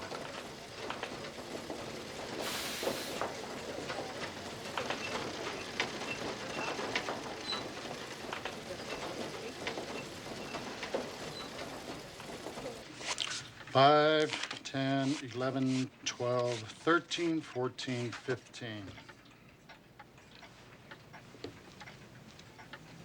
Sir, please don't sell it until I get a chance to buy it back. And how long's that going to be? As soon as possible. See, it's an heirloom. It was my great-grandmother's, my grandmother's, my mother's. They're all gone now, and this is all I have left. I have a little daughter now, and I have to pass it to her. I'll hold on to it for a couple of weeks. I can't promise anything after that.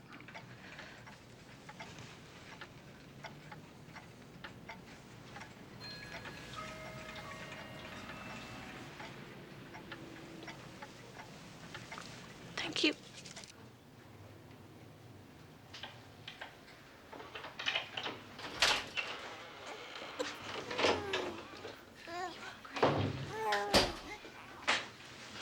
I'll feed you just as soon as I get my coat off.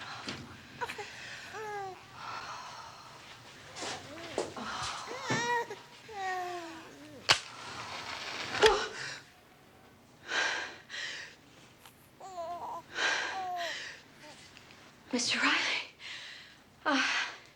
I know I haven't paid you in 2 weeks, but as you see, I have a very good reason. Rent is due every Friday. No exception. I ain't interested in your excuses. You got the money.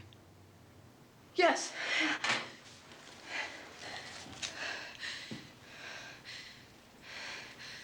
That camera is very important to me. Please give it back.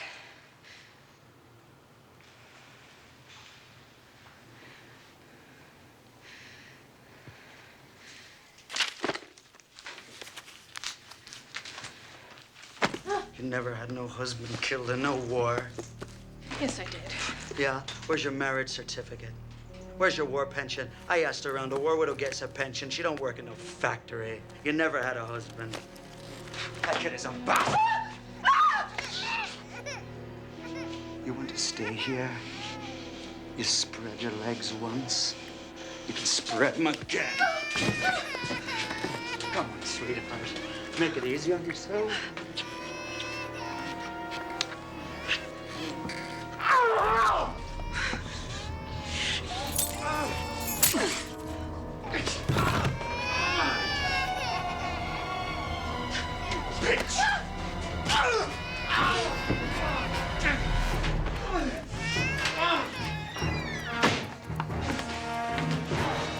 Leave me alone!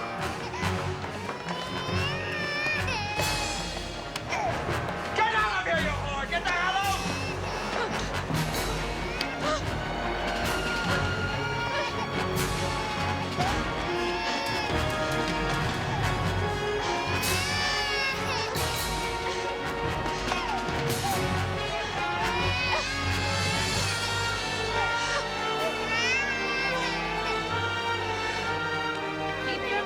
Stay here is predicated on certain compromises. I'm not going to put my baby in an orphanage. Amanda, a baby needs food, shelter, clothing, none of which you can provide. I'll manage somehow. For God's sake, you've got a fever and so does baby. Don't be a fool.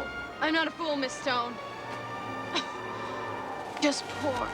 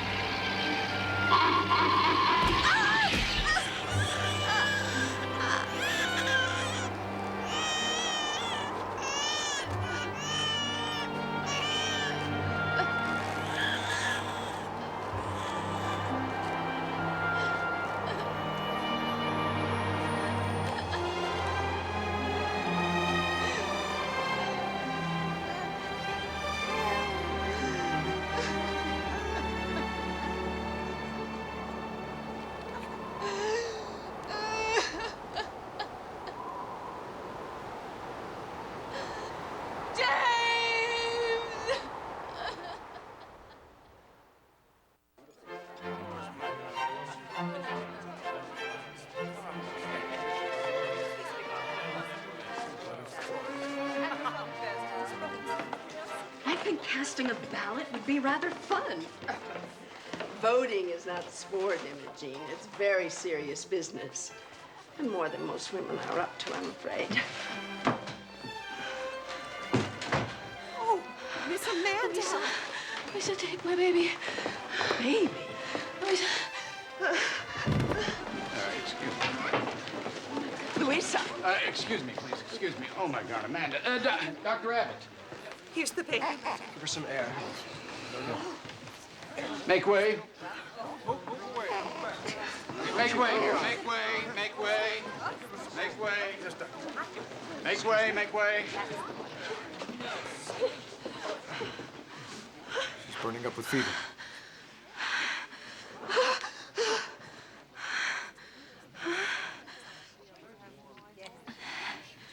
Where's Sarah? My God, Amanda, what happened to you? Where's Sarah? Charles, get a blanket. Where's my baby? Where's my baby? Who's got my baby? She's fine. I've got her. Lie back. Lie back.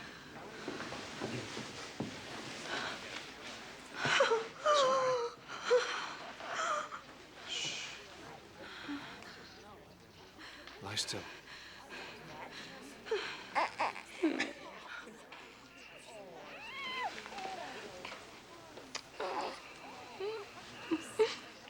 Sleep, my child, and peace attend thee all through the night. Guardian angels, guard. Good morning. Good morning, Dr. Abbott. You look like you feel better today. I do, thank you. And how's the child? I'm worried about her. I don't think she's eating enough. Was she crying a lot? No. She's spitting up milk? No, Maybe you have nothing to worry about. I have to worry. She's my child. Well, then I'll tell you what. Why don't I examine her after I've looked at you? Thank you. All right, let's go in.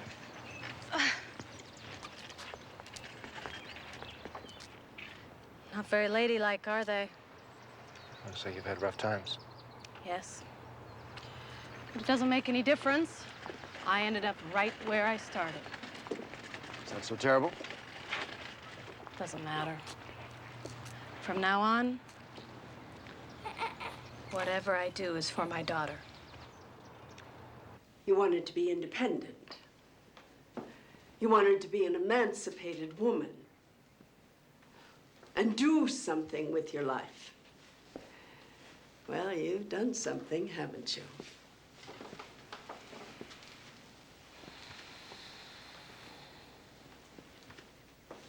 You know what your biggest sin is? Arrogance. You think you're better than everyone else. You think the dictates of society don't apply to you. You believe Amanda Stewart can do anything she desires without even considering the consequences for herself or anyone else.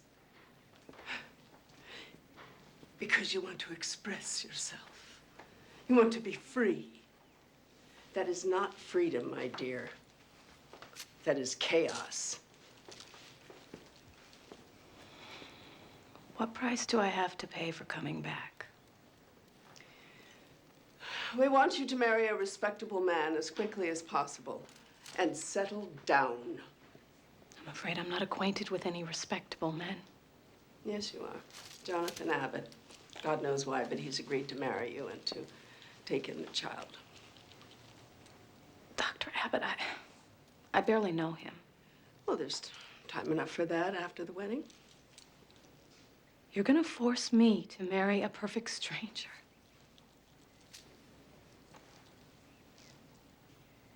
What if I refuse? Well, then, my dear, I will go to the proper authorities and gain custody of your daughter, which, believe me, will not be difficult. And you will never see her again.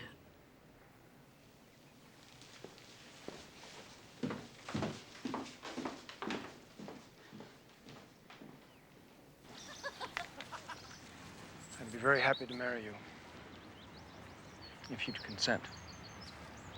And there'd be no obligation. You needn't worry about that. I have quite a large house on P Street. It's much too big for one person. I'd be very happy to have you see it. Jonathan, it's 1918. Women don't marry houses anymore. What do you mean by obligation? You know, responsibility to the marriage bed. You mean sex? Yes. I'd leave that up to you. I'll tolerate no interference with the way I raise Sarah. And would she be allowed to take my name? Jonathan, I don't understand you. Why are you doing this?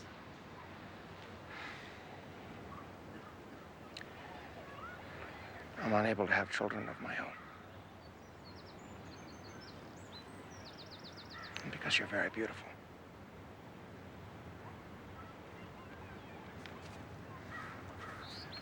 And I would do everything I could to make you and Sarah very happy. I don't love you. I'm afraid the only man I'll ever really love is Sarah's father. I understand. Perhaps one day your feelings would change.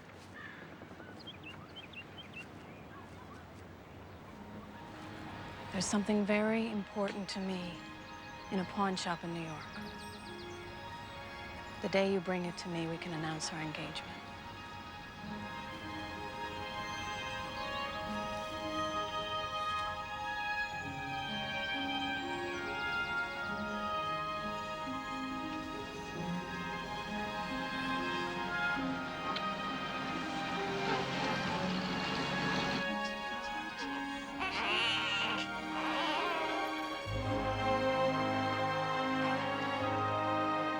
I have something for you.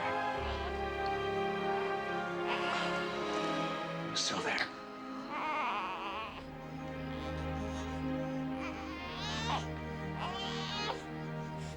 It's okay, Sarah. It's Mama's mirror.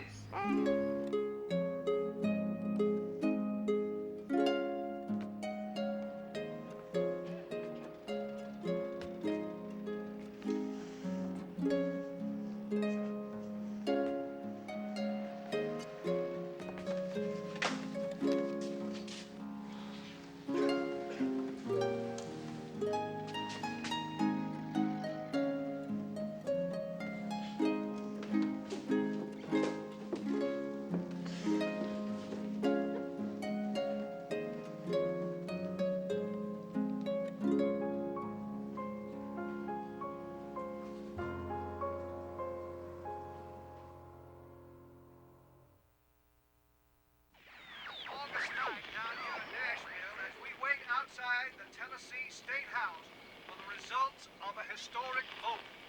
At this moment, the Tennessee State Assembly is taking a roll call on the ratification of the 19th Amendment, the Ladies' Amendment. Call it 35 states. Darling, please come to bed. It's past midnight. Among them are I'm glued to this radio all day. They're voting right now. We've got 35 states. If Tennessee votes yes. I wouldn't count on it. Men down there consider women less important than a good horse.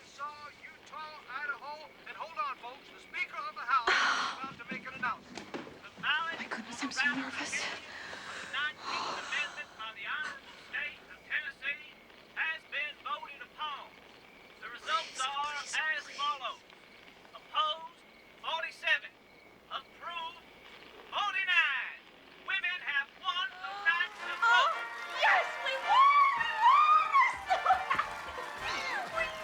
After all the discussions, arguments, and riots, it was finally happening.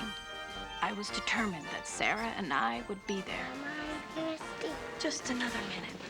Told you this is a mistake. It's important that she be here. God sakes, Amanda, she's 3 years old. Women have been fighting for the vote for 70 years, and this is the first day it's possible. I want my daughter to see it. It's history. Who should we vote for? Mr. Harding or Mr. Cox? I want my daddy. It's all right, sweetheart. Be over soon. I want my daddy. Honey. Come on. That's all. Come on. Let's go. See most of these women? They're voting the way their husbands tell them to. I bet you wish you were married to one of them. Thank you.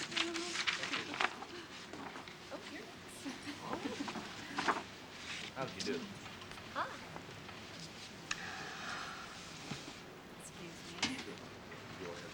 Oh, yes, that's what I thought. This is for you, Miss Maud. And especially for you, Mama. Maybe under different circumstances, Jonathan and I could have been friends.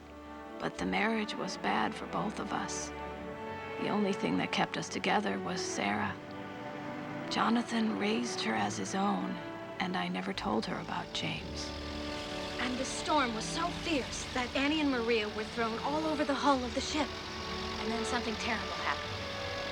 Your great-grandmother Maria hit her head so hard that she died instantly. And your poor grandmother Annie had to come to America all alone. Was she scared? Of course she was scared. But the women in our family are strong.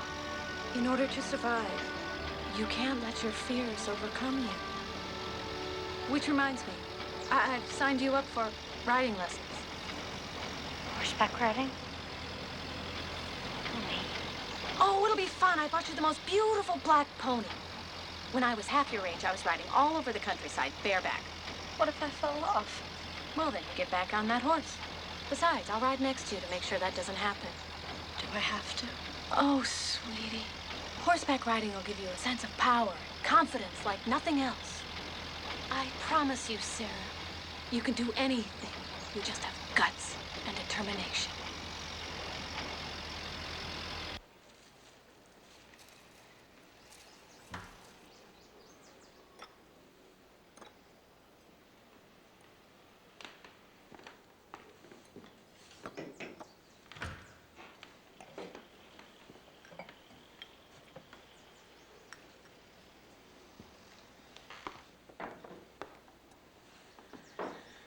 I've only been here a week, but I can't help but notice. You don't ever go out, do you?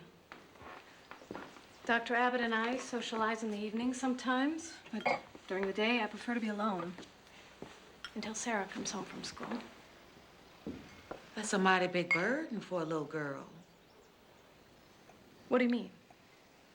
Being the only thing that makes her mama happy. Well, that's just not true. Really? Name something else. Oh, being a photographer used to make me happy. What happened? I gave it up. Was you good at it? Some people thought so. So you enjoy feeling miserable, is that it? I don't think I feel much of anything anymore.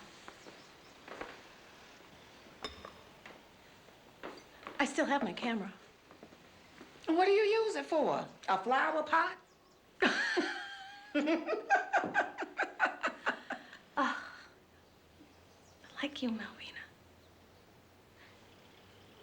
Could I photograph you? Me? Ain't you got eyes? I ain't no garbo. You're the most alive person I've met in years.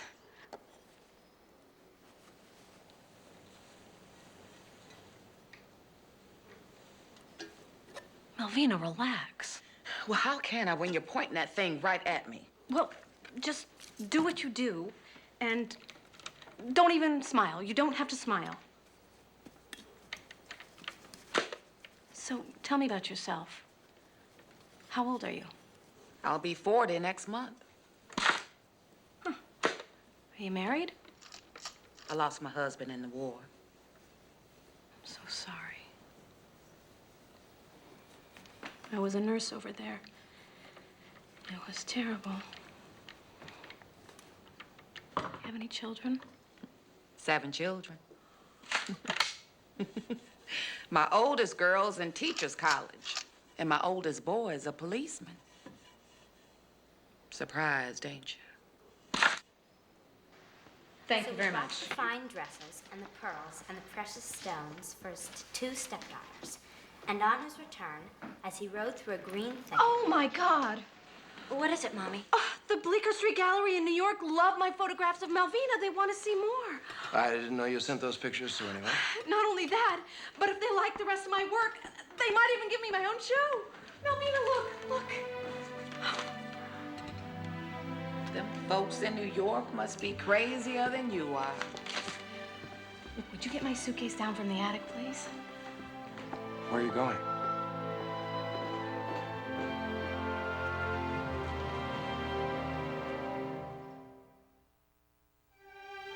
New York was still the same place, but it all felt so different now.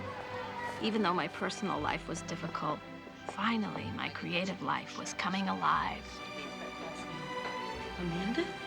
Amanda, is that you? My friend! Just say, for not 1 minute were we not worried about you. Look at this girl, look at this Shayna Carter. She's a caterpillar. Oh, gorgeous. Amanda, she's beautiful. Why didn't you bring her with you? Yeah, maybe next time. She's still in school. Now, I have a big favor to ask. What? I'd like to photograph the two of you. You want to take pictures of us? Please. Hundreds of pictures. For a show in a gallery, maybe. Who wants to look at pictures of a couple of greenhorns?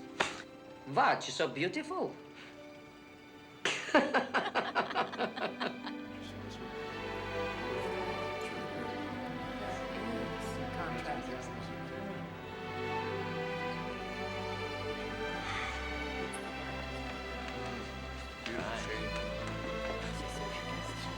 really love it. It's one of my absolute favorites. I'm so excited you bought that one. We are too. Thank you very much. Well, looks like you're a big success. You make it sound like a tragedy. Not at all. Oh my God, it is her! Amanda! Diana! Do you have any idea how long we've been looking for you? Where the hell have you been? To the moon and back. Oh, Martin. Martin. Hello, genius. We missed you. Mommy, Mommy, Mommy. Everybody loves your photos. Oh, thank you, honey. I want you to meet two of my oldest friends, Martin and Diana. This is my daughter, Sarah. Your daughter? Yes. Oh, and my grandparents, Mr. and Mrs. Charles Stewart. How do you do? How do you do? Hello? Not the same grandparents that you stole the money from. Yes, the very ones. Sarah. Excuse us. Oh, this is my husband, Dr. Jonathan Abbott. How do you do? Mon Dieu, you have lived an entire life without me. Darling. Well, the last time we saw Amanda, she was madly in love with that newspaper man. What was his name again? James McLaren. Whatever happened to him? I have no idea. Well, his loss is your gain, right, Jonathan? I don't know you, but I love you. Mwah! Because you are married to the most wonderful woman in the world. And now that we found her, I hope we see lots and lots of you both. Yes. Thank you. I think it may be a bit difficult. We live in Washington. You moved back to Washington? You hated that place with a passion. Miss Stewart. My name is Edward Steichen. Mr. Steichen. Hello. There is some very good work on these walls. Thank you. If you have a moment, I'd like to talk with you privately. Oh, yes, of course. Excuse us. Who was that? Edward Steichen? One of the world's most famous photographers. Perhaps you've seen his work in Vanity Fair. No.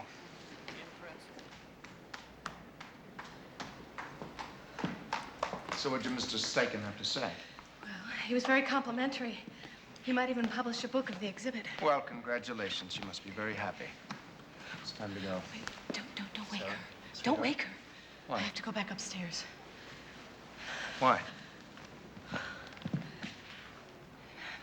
Mr. Steichen has offered me a job on his staff here in New York. So, what did you tell him? 10 years is long enough, Jonathan. I want my freedom. You and I have been strangers for years. I can't change the way I am. You haven't even tried. Yes, I have. And I don't want to try anymore. You don't respect anything that I care about. No, you don't respect me, Amanda. I bend over backwards to try to please you. You don't have the first idea about what pleases me.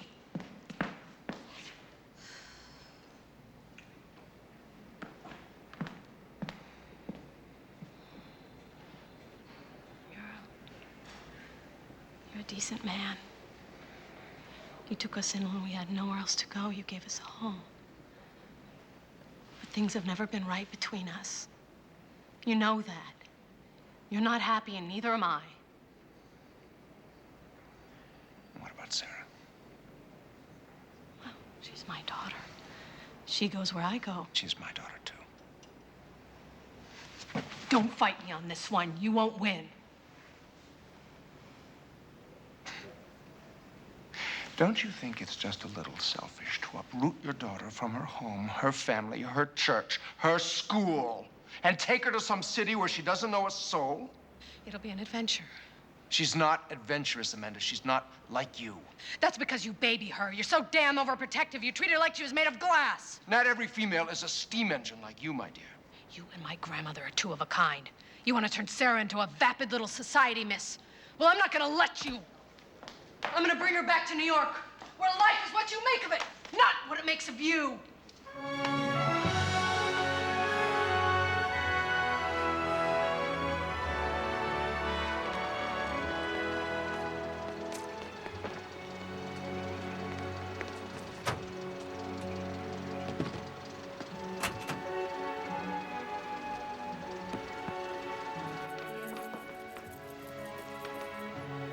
Sarah, now hurry up. The taxi's waiting. I don't want to move to New York.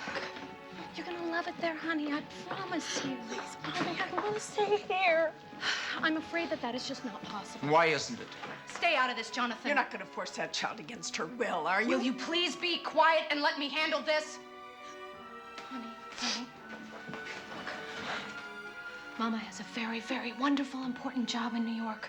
Something that I've been working for my entire life. Now, I think if you could just give it a chance. But I don't have any friends in New York. And I'll be lonely there. Well, you'll have me. No, I won't. You'll be working. Sarah, just give it a chance. Why do you have to work? Nobody else's mother works. Because I have to. It's a part of me just like you are. Because you're selfish. Because you're an unnatural mother. That's it. We're leaving right now. No, I want to stay here. Sarah! Sarah! God's sakes, Amanda, what are you doing? You call this love? Look at her. Come back and visit whenever you can. I am not leaving her here. Then give up your job. It's one or the other.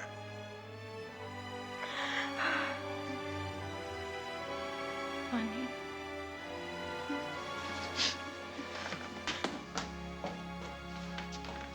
If you don't come with me now, I'm gonna have to leave you here. I love you more than anything in the world, but I cannot spend one more day in this house. I have to go to New York. Please come with me, please.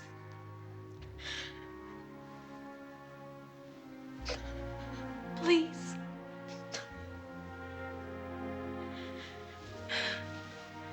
You'll be fine without me.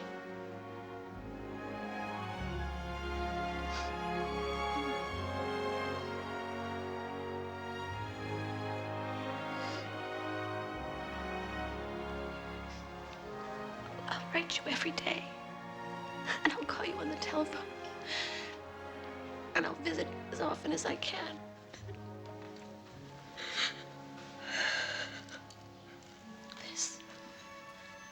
This is yours now.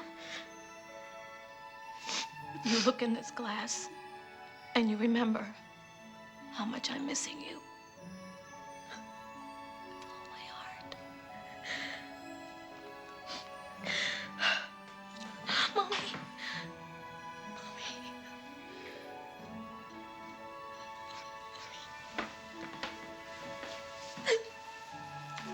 Please don't go, Mommy, please.